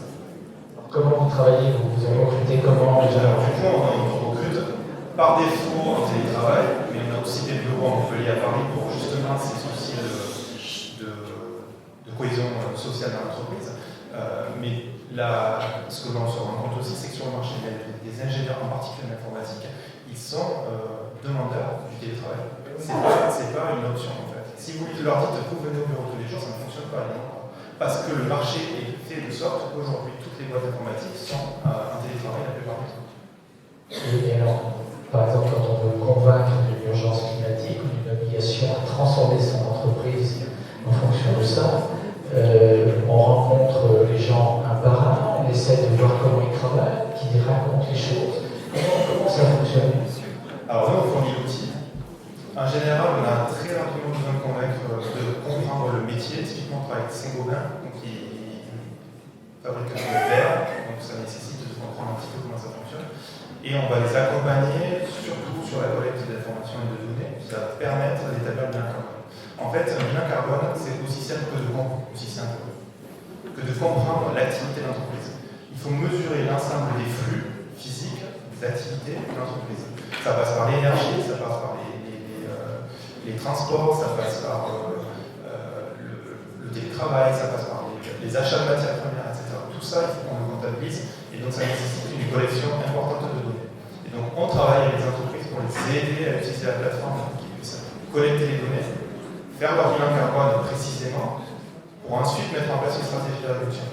Mais pour répondre clairement à votre question sur la transformation, parce qu'en fait là on parle de quoi? Quand on parle de climat, si on veut vraiment avoir un impact, c'est une transformation profonde. Il faut arrêter de faire comme on faisait avant, ou consommer moins, ce qui est un peu lié. Et dans ce cas-là, ça vient en général de ceux qui connaissent le métier, qui vont être capables d'identifier les sources d'émissions fortes et de mettre en place une stratégie en interne. Donc pour vous donner le cas de Saint-Gobain, qui est un cas concret que l'on voit, ils ont des fours aujourd'hui à haute température pour fabriquer du verre, c'est la seule manière de faire du verre aujourd'hui. Et donc on va favoriser des fours électriques sur le mix énergétique français qui est plus bas carbone qu'un four au gaz par exemple. Et donc c'est une stratégie des investissements de l'entreprise pour améliorer le bilan carbone global. Dans les sources de données, il y a une multitude d'origines, mais est-ce que vous travaillez avec les pouvoirs publics, avec les institutions régionales, locales, comment vous faites, ou est-ce que vous êtes uniquement avec les entreprises? Alors nous, on cible en priorité les grandes entreprises pour deux raisons. La première, c'est que c'est les plus émettrices en termes de gaz à effet de serre. Et la seconde, c'est qu'elles ont en général un panel important de fournisseurs qui travaillent avec elles. Et donc, pour bien avoir un bilan carbone complet de l'entreprise, il faut également comptabiliser les émissions qui sont faites par les fournisseurs en votre nom. Et donc, on a un effet de réseau. Et donc, on travaille en particulier avec les grandes entreprises et tout l'écosystème qui est autour. Est-ce que vous êtes alarmiste? Est-ce que vous dites, est-ce que votre discours à l'égard des entreprises s'est durci en disant attention, c'est même plus de l'urgence, c'est de l'immédiateté, il faut vraiment que vous bougiez? Envers les entreprises, non. Envers le monde général, oui. Parce que c'est grave et je pense que ça nécessite une action très très très urgente. Et donc les entreprises, c'est très compliqué de leur... Il faut qu'ils y voient un bénéfice économique si on veut que ça fonctionne. Et donc en général, on leur présente l'outil et de manière générale le traitement des problématiques RSE comme un avantage concurrentiel ou comme une garantie de survivabilité de l'avenir. Si vous n'agissez pas aujourd'hui en tant qu'entreprise sur ces sujets-là, demain vous serez moins pérenne, vous serez en difficulté face à vos concurrents qui eux le font. Et c'est audible, Oui. Et encore une fois, ça dépend de la maturité. Il y a certains secteurs et certaines entreprises qui ne sont pas encore réceptive à ce message-là, mais on voit depuis 2 ans, depuis la création de la société, qu'il y a un vrai shift global des mentalités vers la compréhension de ce problème. Et c'est remarquable par génération, c'est-à-dire c'est plutôt votre jeune génération ou ça touche un peu tout le monde? Alors, au niveau des entreprises, c'est assez varié. Ça va des petites boîtes aux grandes entreprises. Il n'y a pas de distinction particulière. La maturité vraiment dépend de chaque entreprise avec laquelle on parle. En termes de génération, je pense que les jeunes, plus jeunes que moi, ceux qui sortent d'école aujourd'hui, sont extrêmement ambitieux de l'avenir. Ils savent, ils comprennent le monde dans lequel ils vont devoir évoluer dans 10, 20, 30 ans. Moi, je suis aussi, mais plus en réaction par rapport aux enfants, mes enfants, etc. Et du coup, je pense que nos générations sont extrêmement informées de ce problème. Peut-être un peu moins les générations comme nous sommes. Vous allez donner votre micro à Timothy. Amandine Rossignol, vous êtes avocate. Moi, un avocat, je pensais que c'était relativement classique, et pas du tout. J'ai lu ce que vous faites, on a un petit peu parlé. Vous êtes avocat conseil. Alors, vous auriez pu faire psy, vous auriez pu faire, je sais pas, conseillère conjugale, j'en sais rien, mais expliquez-moi ce que vous faites et en quoi vous êtes concerné par les défis justement d'aujourd'hui. Alors, avocat conseil, c'est par opposition, parce que la grande famille des avocats, c'est la même, c'est par opposition à contentieux, avocat qui fait du contentieux. Et c'est en ça que je dis que moi je fais avocat conseil, dans la mesure où je fais que du conseil auprès des entreprises, pas du tout de litige. Après, au niveau des défis auxquels toutes les entreprises sont confrontées, je pense que les avocats, on a à peu près les mêmes, parce qu'on est aussi des chefs d'entreprise, on a aussi une rentabilité à avoir, on a des salariés à gérer, on a un marché à conserver, à développer. Donc sur tous ces défis-là, on a exactement les mêmes que les chefs d'entreprise. Aujourd'hui, il y a un autre défi qui est devant nous. Je pense que chacun le perçoit maintenant avec les changements climatiques et les effets du changement climatique. Ça va être un défi environnemental qui a un lien direct avec l'activité d'entreprise, dans la mesure où la pénurie de matières premières, on va la ressentir, parce qu'avec les règlements européens qui se préparent sur la lutte contre la déforestation, par exemple, on va avoir des problèmes d'approvisionnement, on voit certainement en Europe. On a aussi des problèmes d'approvisionnement énergétique, on le voit, vous le voyez tous, autant les particuliers que les professionnels, qui risquent d'avoir un coût élevé pour les entreprises. On parlait tout à l'heure. Vous pourriez préciser ce que vous dire, le risque, le coût élevé, pourquoi? Parce que le coût de l'énergie va augmenter, qu'on le veuille ou non. Le coût des matières premières va augmenter également. C'est un vrai défi pour la rentabilité des entreprises. Donc, au niveau, à ce niveau-là, on parlait tout à l'heure d'anticipation, de manque d'anticipation par rapport à la crise sanitaire. Je pense qu'aujourd'hui, les entreprises peuvent anticiper, même si toute la réglementation actuelle, que ce soit le devoir de vigilance, ou que ce soit la future directive sur le devoir de vigilance en matière de durabilité, ou le règlement sur la lutte contre la déforestation, qui touche encore une partie assez restreinte d'entreprises, parce que ça concerne essentiellement les grosses entreprises ou les entreprises cotées.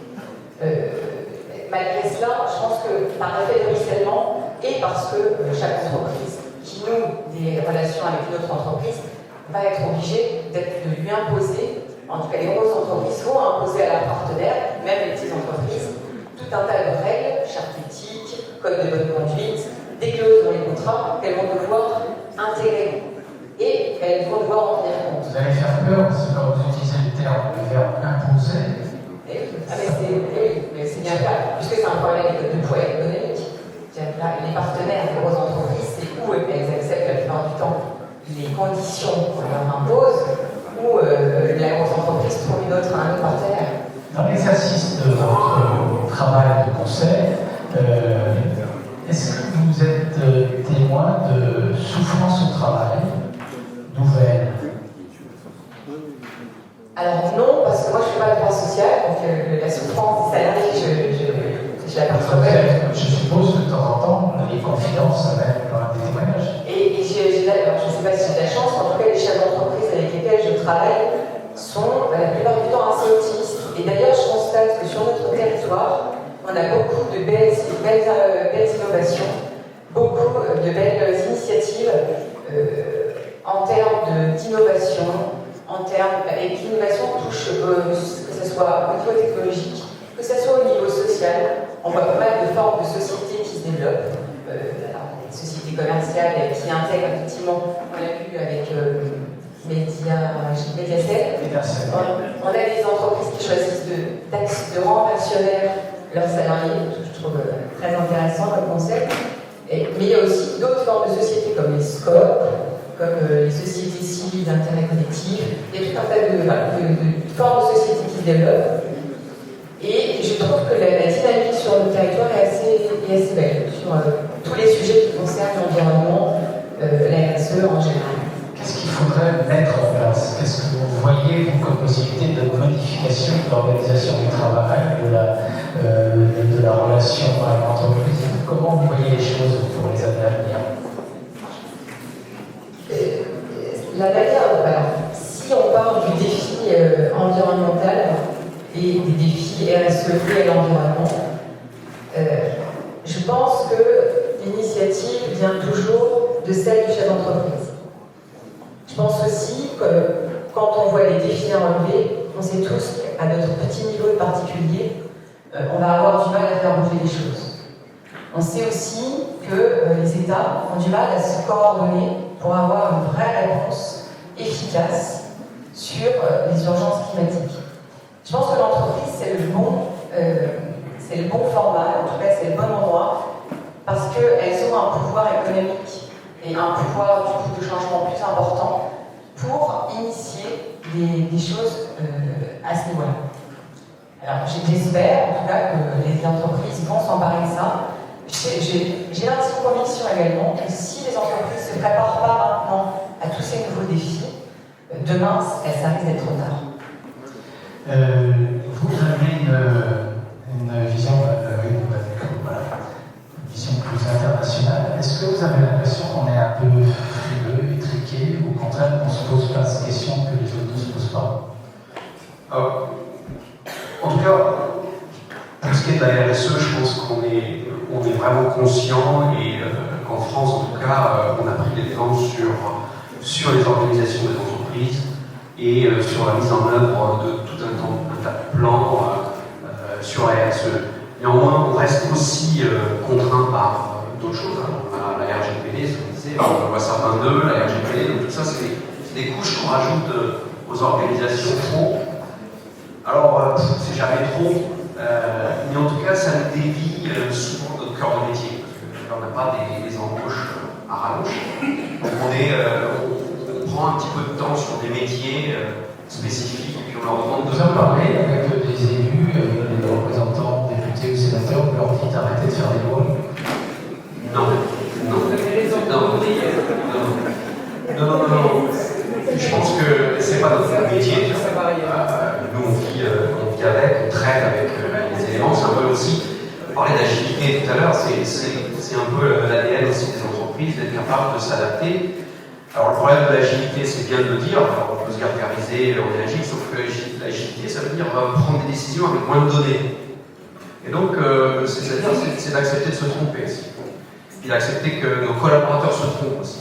Donc il y a un changement dans la dynamique de gouvernance des entreprises qui fait qu'aujourd'hui, effectivement, on est obligé de prendre les mêmes décisions, mais avec beaucoup moins de confort et avec beaucoup plus de risques. Vous êtes trompé? Aujourd'hui? Non, je ne sais pas, depuis quelques... Aujourd'hui, oui, au moins 3 fois. Mais après, tromper, c'est pas bien grave. Se tromper, à la limite, c'est là-dessus qu'on construit une société. C'est sur les erreurs et pas sur les succès. Mais je crois que l'idée derrière tout ça, c'est de savoir se tromper, mais surtout l'identifier et puis être capable de corriger le tir. On parlait tout à l'heure, moi je ne suis pas tout à fait d'accord avec le fait de dire qu'effectivement aujourd'hui on a une grande tendance sur le télétravail et puis on se dit, histoire d'avoir bonne conscience, on se dit il y a des métiers qui sont télétravaillants. D'accord, très bien. Alors on parlait tout à l'heure de métiers de l'informatique. Alors effectivement, si les métiers des développeurs logiciels on imagine des geeks derrière leur écran à laisser des traces de sel sur leur écran, on peut les envoyer à tout, ça marchera très bien. Et aujourd'hui, le métier du logiciel, c'est pas ça. Le métier de l'informatique, c'est pas ça, c'est un métier collaboratif. Les codeurs, oui, c'est une population, mais on a des architectes système, on a des gens qui travaillent sur des ergonomies logicielles, on a de plus en plus d'interaction entre le logiciel et les composants électroniques. On parle du digital et du numérique. Aujourd'hui, avant, il y avait les sauveteurs, il y avait les mécaniciens, il y avait les électroniciens. De temps en temps, ils se parlaient éventuellement, mais c'était des populations différentes. Vous voulez dire, c'est pas des robots, quoi, c'est pas des automates. Ils ont besoin les uns des autres. Ils ont besoin de se challenger les uns les autres. Moi, si j'amène des contraintes logicielles à un électronicien, puis que je lui dis, voilà, maintenant c'est comme ça, et puis tu me trouves l'architecture électronique qui va supporter mes codes, il va me regarder et me dire, t'es gentil, mais moi, je sais pas faire. Donc cet aspect collaboratif, ce que j'appelle moi, ces espèces de contraintes, ces débats passifs, productifs, il faut qu'on les ait. Et c'est pas avec des personnes derrière les écrans, alors je vous disais tout à l'heure, il y en a marre des écrans. Alors c'est vrai que je fais des efforts aussi, mais j'ai besoin que les gens se challengent. Ouais. Monsieur Chef, réagissez. C'est vraiment clivant en fait. Oui, il faut collaborer, ça je suis d'accord avec vous, mais il y a aussi une réalité du marché. Si vous voulez prendre en fait, ça dépend de comment. Et si vous voulez prendre les meilleurs ingénieurs aujourd'hui, ils s'attendent à être en télétravail. Si on parle d'intégration logicielle matérielle, il est évident que l'on ne peut pas le faire sans être dans un laboratoire, parce que c'est des contraintes physiques, il faut observer ce qui se passe, il faut être avec les électroniciens, ça je n'en ai pas. Moi je parle de mon secteur à moi qui est l'informatique web. Aujourd'hui les développeurs web souhaitent, c'est pas moi qui prône le télétravail particulièrement, mais je pense qu'on a besoin de lien social fort, et donc du coup il faut adopter un modèle hybride, donc des off-site, on a des bureaux pour ceux qui veulent venir à 10 ans à venir. Mais de manière générale, ce que l'on voit, c'est que les développeurs web, eux, souhaitent être en télétravail. Ariel Deltor, donnez-moi votre sentiment. Vous avez écouté, discuté, vous en pensez quoi? Alors quand on est près de la table et sur une petite entreprise, on n'a pas cette problématique, mais on peut très facilement tomber dedans. Nous avons aussi des logiciels comptables, des logiciels agricoles qui nous permettent que nos parcelles soient suivies de façon informatique, et nous pouvons avoir des agriculteurs à l'écran et non plus des agriculteurs sur le terrain. En revanche, je me suis aperçu sur ces 10 dernières années une augmentation de nos déclarations institutionnelles. Nous devons faire des déclarations auprès de l'administration des douanes.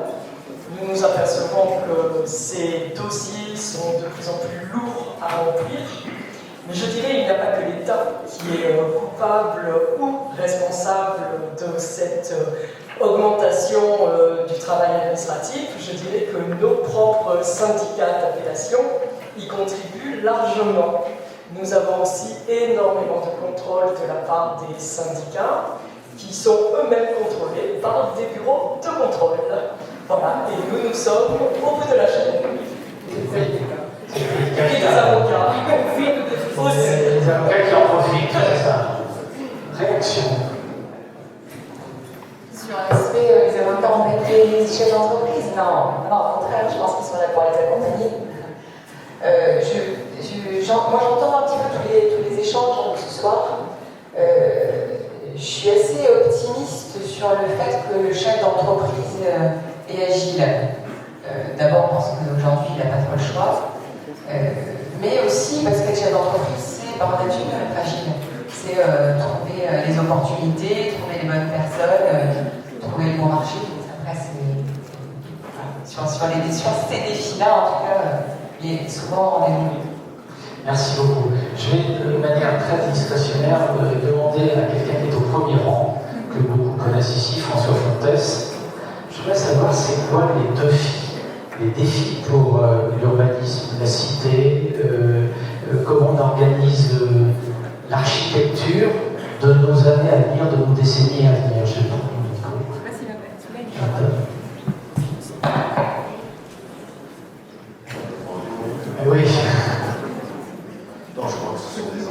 ce sont des enjeux tout à fait majeurs. Je crois que peut-être qu'on se trompe un petit peu de paradigme aujourd'hui, on délaisse les paradigmes essentiels. Aujourd'hui, on parle de développement durable. Et on lie le développement durable à tout ce qui est économie d'énergie. Je suis le premier pour. Mais simplement, je voudrais dire que le principal défi sera très probablement de retrouver les rapports harmoniques que l'homme a dans le passé toujours eu avec son environnement. Il faut que la ville retrouve à la fois des notions de beauté. La beauté s'est enfuie de nos villes. Il faut retrouver des notions de plaisir, que ce soit le plaisir d'habiter ou le plaisir de travailler ensemble. Sur la beauté, par exemple, vous pensez que tout ce qu'on a construit là, du côté de Montpellier, c'est très moche et on n'aurait jamais pu le faire. C'est pas ce que je dis. Mais c'est ce que vous pensez. Même pas. Ce que je pense, c'est qu'effectivement, il y a trop de choses laides, autant la beauté peut être quelque chose de relatif. La laideur n'est pas. Je crois qu'également, il faut revivre la ville comme un organisme vivant qui nous rassemble, qui nous permet d'accéder à un bonheur d'être ensemble. Vous diriez donner du sens au fait d'habiter en ville. Je pense qu'il faut redonner du sens au fait d'habiter en ville. Et je vois ces villes qui se congestionnent, je vois ces villes qui deviennent obèses, je vois ces villes où effectivement les gens partent parce qu'ils n'ont plus le plaisir d'habiter dans les villes. Je vois la polémique d'aujourd'hui sur le plan de mobilité qui est mis en place dans la ville de Montpellier. Je me pose beaucoup de questions, je peux comprendre les gens qui aujourd'hui râlent parce que c'est difficile de circuler dans Montpellier. Mais fondamentalement, je ne peux qu'être pour ce plan de mobilité et de voir la ville légèrement se désengorger de la présence de la voiture. Je m'y suis toujours intéressé, ça fait 30 ans que je regarde l'évolution des villes en Europe. Et par exemple, je suis tombé sur une petite ville du nord de la Galice, au bord de l'océan, qui s'appelle Pontevedra. Et Pontevedra, c'est une ville qui a décidé en 1999 de dire à la voiture, stop, on ne va pas rentrer dans la ville comme ça. Ça a été un succès total, malgré toutes les critiques, comme je les vois à Montpellier, qui ont émergé très rapidement. On disait, les commerces vont péricliter, ça va être l'enfer, on va plus se déplacer. C'est le contraire qui s'est passé. À tel point que le maire Lopez a été réélu 4 fois. Alors je l'avais vu en 99 quand il a lancé ce grand projet, puis je l'ai revu il y a quelques mois pour voir si effectivement, qu'est-ce qui s'était passé. Eh bien, on a vu la ville au niveau commercial. Les commerçants faisaient 15% de plus de chiffre d'affaires qu'en 99. Une proportion de temps temporel gardée. Et les gens sont heureux. Les gens traversent la ville à pied. Moi, je vois depuis qu'on a circonscrit un peu le flux automobile en périphérie de la ville, combien c'est agréable de traverser Montpellier sans le bruit, sans la pollution. Et tout ça, ce sont des éléments de plaisir et de bonheur. Et ce bonheur, je pense que tout le monde y aspire, et que les villes en sont, en grande partie, la constitution. François Fantasy, vous avez construit des bureaux beaucoup. Oui. Le télétravail, on a plus besoin de bureaux. Écoutez, moi je pense que dans mon travail, contrairement à ce que pense mon ami Garbi, ça dépend bien entendu de l'activité de l'homme. Mais quand je considère que dans la plupart des grandes villes françaises et européennes, et à Montpellier en particulier, souvent aller à son travail, ça demande minimum 45 minutes dans l'embouteillage. Je ne parle pas de Montpellier aujourd'hui, je parle de l'ensemble des villes d'aujourd'hui. Pour certains métiers comme le mien, qui est un métier de conception, bien sûr que le télétravail est intéressant parce que les gens se laissent moins. Un salarié qui a passé 3 quarts d'heure dans un embouteillage qui arrive au travail, il n'a pas forcément la même productivité. Et surtout, il a moins d'inventivité. Je sais que moi, personnellement, je préfère m'isoler dans mes terres économiques de cabane pour faire mes conceptions plutôt que de rester dans le même environnement. Il y a pire, hein? Oui. Non, il y a pire. Mais de toute façon, le télétravail, bien sûr, il doit être compensé par la rencontre. Et la rencontre au travail est une chose essentielle. Bien sûr qu'on ne peut pas tout faire en télétravail. Et que le plaisir et le bonheur, c'est de rencontrer l'autre. Le plaisir et le bonheur, c'est de pouvoir également habiter. Mais pour être précis, François Fontès, est-ce que vous seriez favorable à ce qu'on limite la construction de bureaux pour encourager le télétravail? Je pense que actuellement c'est ce qui se produit. Personnellement, dans mon entreprise, puisque plus de mon métier d'architecte, je construis des logements sociaux et j'y suis très attaché. On n'a pas besoin de bureaux qu'il y a 2 ans. Parce que le télétravail permet de faire un certain nombre de tâches. Mais je dis que ma profession n'est peut-être pas la seule profession qui peut avoir du télétravail ou qui puisse s'en démunir. Moi, je pense qu'essentiellement, on a toujours besoin de la rencontre. La rencontre comme un plaisir de vivre ensemble, la rencontre comme une source de créativité, parce que quand on est seul, on n'est pas forcément très créatif. Merci beaucoup François Fontès. Je vais vous inviter, si vous avez des questions sur la première partie, la deuxième partie, allez-y, c'est le moment de les poser. Tous les invités, les intervenants sont là. Est-ce que quelqu'un a une remarque, une question, une agression verbale éventuellement? Allez-y. Qui veut poser la première question? Allez-y, monsieur. Je vais monter près de vous.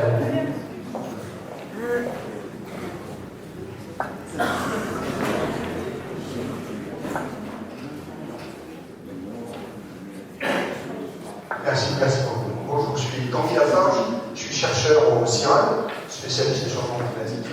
Et je suis étonné qu'il y ait une discussion qui clive en fait le télétravail. Je pense que le télétravail, c'est un formidable outil. Et à l'opposé, le contact humain, c'est un formidable outil. Et qu'en fait, ce qu'il faut, c'est un équilibre, c'est une adaptation. Il faut à la fois profiter du télétravail et profiter d'être ensemble comme entreprise. Et je pense que ça me semble assez important. Et bon, moi, je le vois même à mon niveau. Je travaille, donc on a des chercheurs qui sont en Amérique latine, en Asie, en Afrique, on a des réseaux de recherche avec les collègues sur le terrain. Et en fait, quand on anime, on a des animations, on utilise le télétravail, et on a des personnes dans 20 pays différents, dans les fuseaux horaires complètement différents. Et c'est extraordinaire de pouvoir animer une réunion de cette manière-là. Et puis à côté de ça, quand on est chercheur, la recherche, c'est l'innovation, la recherche, c'est la discussion au coin café, parce que c'est là qu'on a des idées lumineuses aussi qui viennent. On a besoin d'être ensemble et on a besoin de travailler ensemble. Et donc les deux, il faut les marier, il faut bien les équilibrer. Et chacun s'adapte comme il peut. Et je pense que c'est vraiment une question de bon sens. Bien, j'espère que vous avez toujours des trouvailles lumineuses. Oui, bonjour, mon nom est Jacques Osiel, je suis conseiller expert financier et j'ai développé notamment un logiciel de valorisation des entreprises sur la base de leurs actifs immatériels, qui au passage a eu un prix d'excellence de la Commission européenne. En clair, moi ce qui me choque, vous parliez de beaucoup agressif, je ne veux pas du tout être agressif, surtout dans une telle assemblée sympathique. Moi ce qui m'a surpris à minima, c'est dans les défis à relever qu'on n'ait pas évoqué la notion de cyberattaque. Le travail à domicile suppose que le personnel est certes, voilà pour me répondre malheureusement, mais c'est vrai que le personnel en général, lorsqu'il a fait du télétravail, en dehors des conditions familiales qui ont été évoquées, n'a pas forcément le matériel informatique sécurisé. Et ce qui me semble important, c'est que tout le monde a accès à la messagerie. Et la messagerie, c'est la mémoire vive de l'entreprise. Mémoire qui peut se faire attaquer du jour au lendemain. On voit comment les cyberattaques se développent. Et c'est un sujet qui me semble être digne d'intérêt. Voilà en quelques mots ce que je voulais mentionner. Merci Claude. Qui d'autre veut prendre la parole? Non, personne. Si je peux juste faire un commentaire sur la cybersécurité. En tout cas, pour les dispositifs médicaux, c'est quelque chose qui est pris en compte. On l'a vu sur l'hôpital de l'Essonne ces derniers jours. Et puis, ça va plus loin parce que c'est des nouveaux métiers aussi. Donc, encore une fois, ça revient bizarrement à ce que je disais tout à l'heure. Dans le cadre de ces nouveaux métiers où les choses évoluent à chaque instant, je crois qu'on a besoin d'évoluer dans notre collègue. On sait pas trop de quoi on parle aujourd'hui. Alors, on essaie de se protéger comme on peut. Il y a des règles maintenant, il y a des normes qui viennent de s'établir, mais on se rend compte que tous les jours, ça change toujours, il y a des évolutions logicielles qui font qu'on doit se préparer différemment. Et on n'arrive pas. Vous êtes très vigilant là-dessus. Extrêmement vigilant. Je crois qu'aujourd'hui, pour les appareils connectés, en tout cas dans le médical, les clés USB c'est terminé depuis bien longtemps, les firewalls, il y en a de tous les côtés. Et puis, j'ai même vu dans le Midi Libre que vous étiez très soupçonneux, que voilà, vous ne vouliez pas trop que les journalistes aillent chez vous. Alors non, pas du tout. On est très ouvert, venez, vous verrez ce qu'on fait. Non, pas du tout, mais c'est une industrie un peu particulière. On ne fait pas des smartphones, hein, donc ça s'adresse à une population très particulière de laboratoire. Donc, mais on n'est pas suspicieux non plus. Parce que. Voilà. Merci. Bernadette, je fais du d'enseignement. Et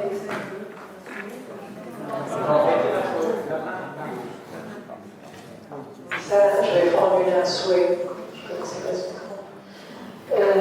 En fait, on est dans une évolution qui va continuer vers une alternance de télétravail, de travail à domicile, etc., dans des working centers. Et du coup, pour les enseignants qui sont là, il me semble intéressant d'intégrer ça aux enseignements pour que on prépare à la fois les étudiants et les futurs chefs d'entreprise à alterner entre cette rencontre et ce travail à distance avec un bien-être au travail précisément et une qualité humaine, une qualité de vie. Et je ne suis pas sûre que ça soit déjà fait et on pourrait gagner beaucoup de temps. Merci. Merci beaucoup. Je vais demander à Mme Marie-Pierre Dumont, directrice magistère sur les conseils d'entreprise. Elle était là tout à l'heure. Nous avons voulu qu'elle soit, sous forme de conclusion, une sorte de grand témoin, de nous dire ce qu'elle a retenu, ce qu'elle a aimé ou moins aimé, d'ailleurs, je ne sais pas. Prenez le micro, je vous en prie. Voilà. Vous avez pris des notes. Bonjour à tous. Je ne pourrais pas vous citer individuellement, donc je ferai un bonjour à tous global. Je vous ai écouté avec attention. On ne se retenait pas, effectivement. J'ai essayé de prendre des notes. Le débat est quand même assez riche. Alors je peux tout de suite déjà répondre à la dame. Effectivement, je suis professeur de droit à la faculté de droit de Montpellier, plus précisément du master 2 des lycées. Donc j'en fais les avocats d'affaires et les conseils. Effectivement, ils se font surtout eux-mêmes. Le téléenseignement, ça a duré 3 ans, ça a juste été l'horreur absolue. Il n'y a personne qui va commencer, ni eux, ni moi. Ça, c'est certain. Et pourquoi pas vous? Parce que j'étais seule devant mon ordinateur, ils étaient 300 et je ne les voyais pas. Donc j'étais toute seule devant mon ordi et je les suppliais de bien vouloir allumer leur caméra. Donc certains le faisaient, sur mon écran, j'en avais 14-15. Je savais qu'ils étaient 300. Donc c'était quand même un peu compliqué. C'est pas terrible pour une popularité. Voilà, mais leur expliquer les notions de droit des sociétés comme ça, c'est l'horreur. Et les retrouver ensuite, il y a eu 2 générations sacrifiées. Honnêtement. Alors ensuite, effectivement, bien sûr qu'on les envoie en apprentissage, qu'on les revoit et qu'on utilise ce média, il n'y a pas de problème. Mais véritablement, là, le lien social, il est absolument capital. Pendant ces 5 années-là, c'est les 5 plus précieuses. Il faut du lien social. Donc, on les utilise, certes, mais pas comme ça à court d'échelle. C'était vraiment pas confortable. L'autre chose que je pourrais vous dire avant de peut-être récapituler, c'est que je fais venir, en tout cas pour le Master 2 que je dirige, des intervenants extérieurs qui viennent un peu de partout. On essaie juste qu'ils viennent en train, qu'ils viennent plus en avion. C'est certain. Les étudiants, dont je faisais partie, puisque j'ai fait ce Master 2 à l'époque, il y a 15 ans, venaient voir les intervenants à la pause en leur demandant mais vous avez dit combien on peut gagner? C'est véridique, hein. Aujourd'hui, ils voient un peu et ils disent à l'intervenant est-ce que vous êtes heureux? Et l'intervenant, avec qui je mange le midi pour être un minimum poli, effectivement, me dit mais vous voyez les questions qu'il me pose maintenant? Oui, je sais, voilà, le changement, c'est celui-là. C'est certain que donc, la question du travail, du sens du travail, de la quête de sens, elle est nouvelle, mais elle est bien présente. Alors, en vous entendant, j'ai oublié des choses. Effectivement, j'avais regardé, dans les années 95, il y a eu un économiste, Jérémy Rifkin, qui avait fait quelque chose sur la fin du travail, et effectivement, il avait posé le diagnostic en disant l'économie marchande publique, c'est terminé, il y a autre chose. Et puis, il y avait une dame plus jeune, Madame Médard, qui lui avait répondu en disant le travail, une valeur en voie de disparition. Et c'était effectivement un cahier dans la main, et elle évoquait cette notion qui ne va pas de soi que le travail, eh bien, c'est pas uniquement gagner de l'argent. Alors, c'est peut-être autre chose, et plus largement dans notre société, eh bien, une valeur travail. Alors, avant de résumer tout ce que vous avez dit, bien sûr que tout ce qu'on peut relever, ça vaut pour ceux qui en ont un au travail. Parce que pour ceux qui n'en ont pas, il faut en chercher. Et le travail, c'est gagner des sous. Donc c'est effectivement travailler pour vivre. Et là, nous parlons plus de vivre heureux dans le travail. Donc, je mets de côté tous ceux quand même qui n'en ont pas. Et pour qui l'enjeu n'est peut-être pas exactement le même. Alors moi, je relevais 3 choses si j'essaye de faire une expert que je suis. Il me semble que le sens du travail, la quête de sens au travail, c'est finalement 3 choses, parce que le mot sens, il y a finalement, on peut avoir 3 dimensions. C'est la signification du travail. Pourquoi on fait ça? Et le travail, et vous l'avez dit, est aligné sur des valeurs. Et on va chercher des valeurs. Et quand on va effectivement tenter d'embaucher quelqu'un, on va regarder effectivement quelles sont ses valeurs. Même s'il est très compétent, etc., ben, s'il ne se retrouve pas dans les valeurs de l'entreprise, je pense que ça ne sert à rien de l'embaucher. Parce que ça ne va pas faire l'affaire. Donc voilà, je ne pourrais pas citer tous ceux qui l'ont dit, mais je pense que c'est un premier point. Le deuxième sens du travail, ça doit être le ressenti. C'est-à-dire comment on se sent au travail. Et donc un travail peut être parfait, mais si on se sent mal au travail, ça n'a pas de sens. Et il y a probablement une distinction générationnelle entre ce ressenti et effectivement, il y a celui qui a besoin d'un cadre, celui qui va venir en costume, et puis il y a celui qui va venir en basket, qui se fiche du cadre, qui aime quelque chose de créatif. Et donc voilà, c'est comment on se sent. Et même si le travail est parfait, bien, je pense que la valeur travail n'y sera pas. Et puis le troisième point, je pense, c'est véritablement la direction. C'est pourquoi, dans quel but on fait ce travail. Et ce qui donne du sens, ça doit être quand même le résultat. Et quand eh bien, on participe à la création d'un logiciel qui permet effectivement de tester l'empreinte carbone, eh bien peut-être qu'on a davantage envie de travailler dans cette entreprise-là qui va produire un résultat au-delà de l'entreprise elle-même, du sens dans la société, effectivement. Et donc je pense que peut-être que nos jeunes feront un peu plus attention à ça. Et donc voilà, pour moi, le travail, parce que quand je vous ai écouté, c'est ces 3 dimensions-là. Je suis persuadée que ce sont ces 3 dimensions-là, alors qui évoluent. Alors, comment vont faire les employeurs pour injecter effectivement du sens au travail? Eh bien, ils vont faire attention à cette concordance entre les valeurs des futurs collaborateurs et les valeurs de l'entreprise. Ils vont peut-être effectivement trouver du sens en s'adaptant, laissant peut-être un peu plus de temps, pas forcément pour des loisirs. On se trompe peut-être certains pour des loisirs, mais pour avoir une autre activité, genre du bénévolat, pour effectivement donner du sens, mais c'est l'entreprise qui permet ça. Bon, il me semble bien. Alors, quand je vous ai entendu, les moyens que vous avez trouvés, j'ai essayé de tester les moyens qui étaient juridiques. Donc, les moyens que j'ai entendu un monsieur qui nous a dit, ben moi, j'ai opté pour faire de mes salariés des actionnaires. Ben oui, il a utilisé l'outil, finalement, du droit des sociétés, pour que ça ait du sens pour ces salariés collaborateurs de travailler dans l'entreprise. C'est une piste. J'ai entendu qu'on parlait des scopes. Effectivement, c'est ce genre de piste aussi. Ça peut en être une. Et puis, j'ai entendu M. Bonifoli qui nous a dit il faut repenser le contrat de travail. Je pense qu'il a raison.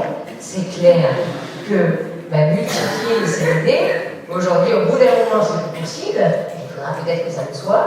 Et il faudra effectivement s'adapter. Donc, on va rediscuter la notion même de contrat de travail. Donc, oui, il y a trop de bois. Et le droit n'est plus accessible.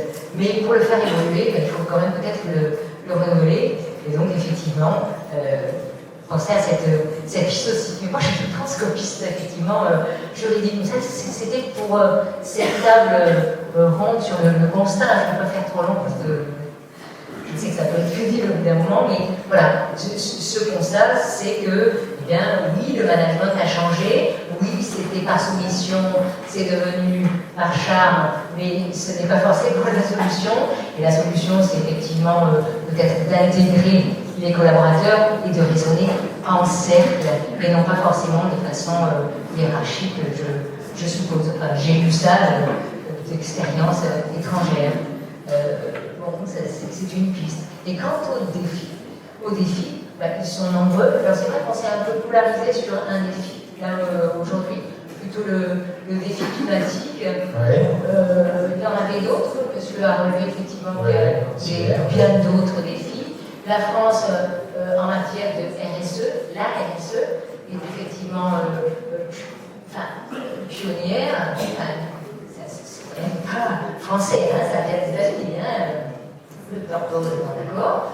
Donc oui, je crois que, peut-être contrairement à ce qu'on a entendu, la solution est quand même dans l'entreprise. Hein.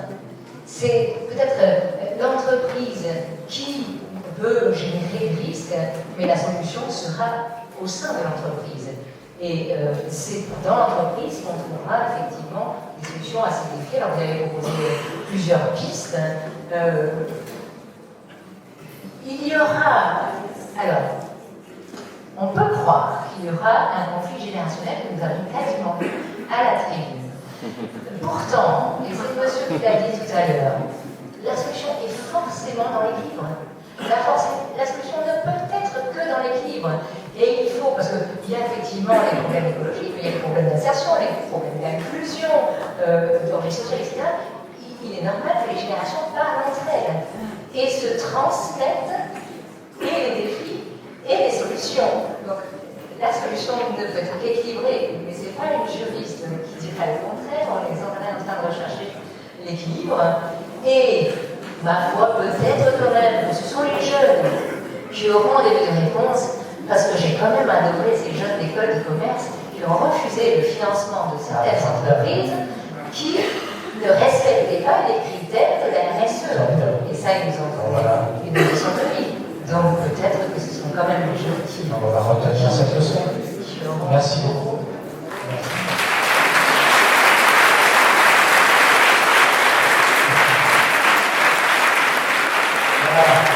Merci à Marie-Pierre. Avant qu'on se retrouve dans un fourgeux milieu pour déguster quelques saveurs régionales, je voudrais faire un salut très affectueux à Nicolas, votre bâtonnier.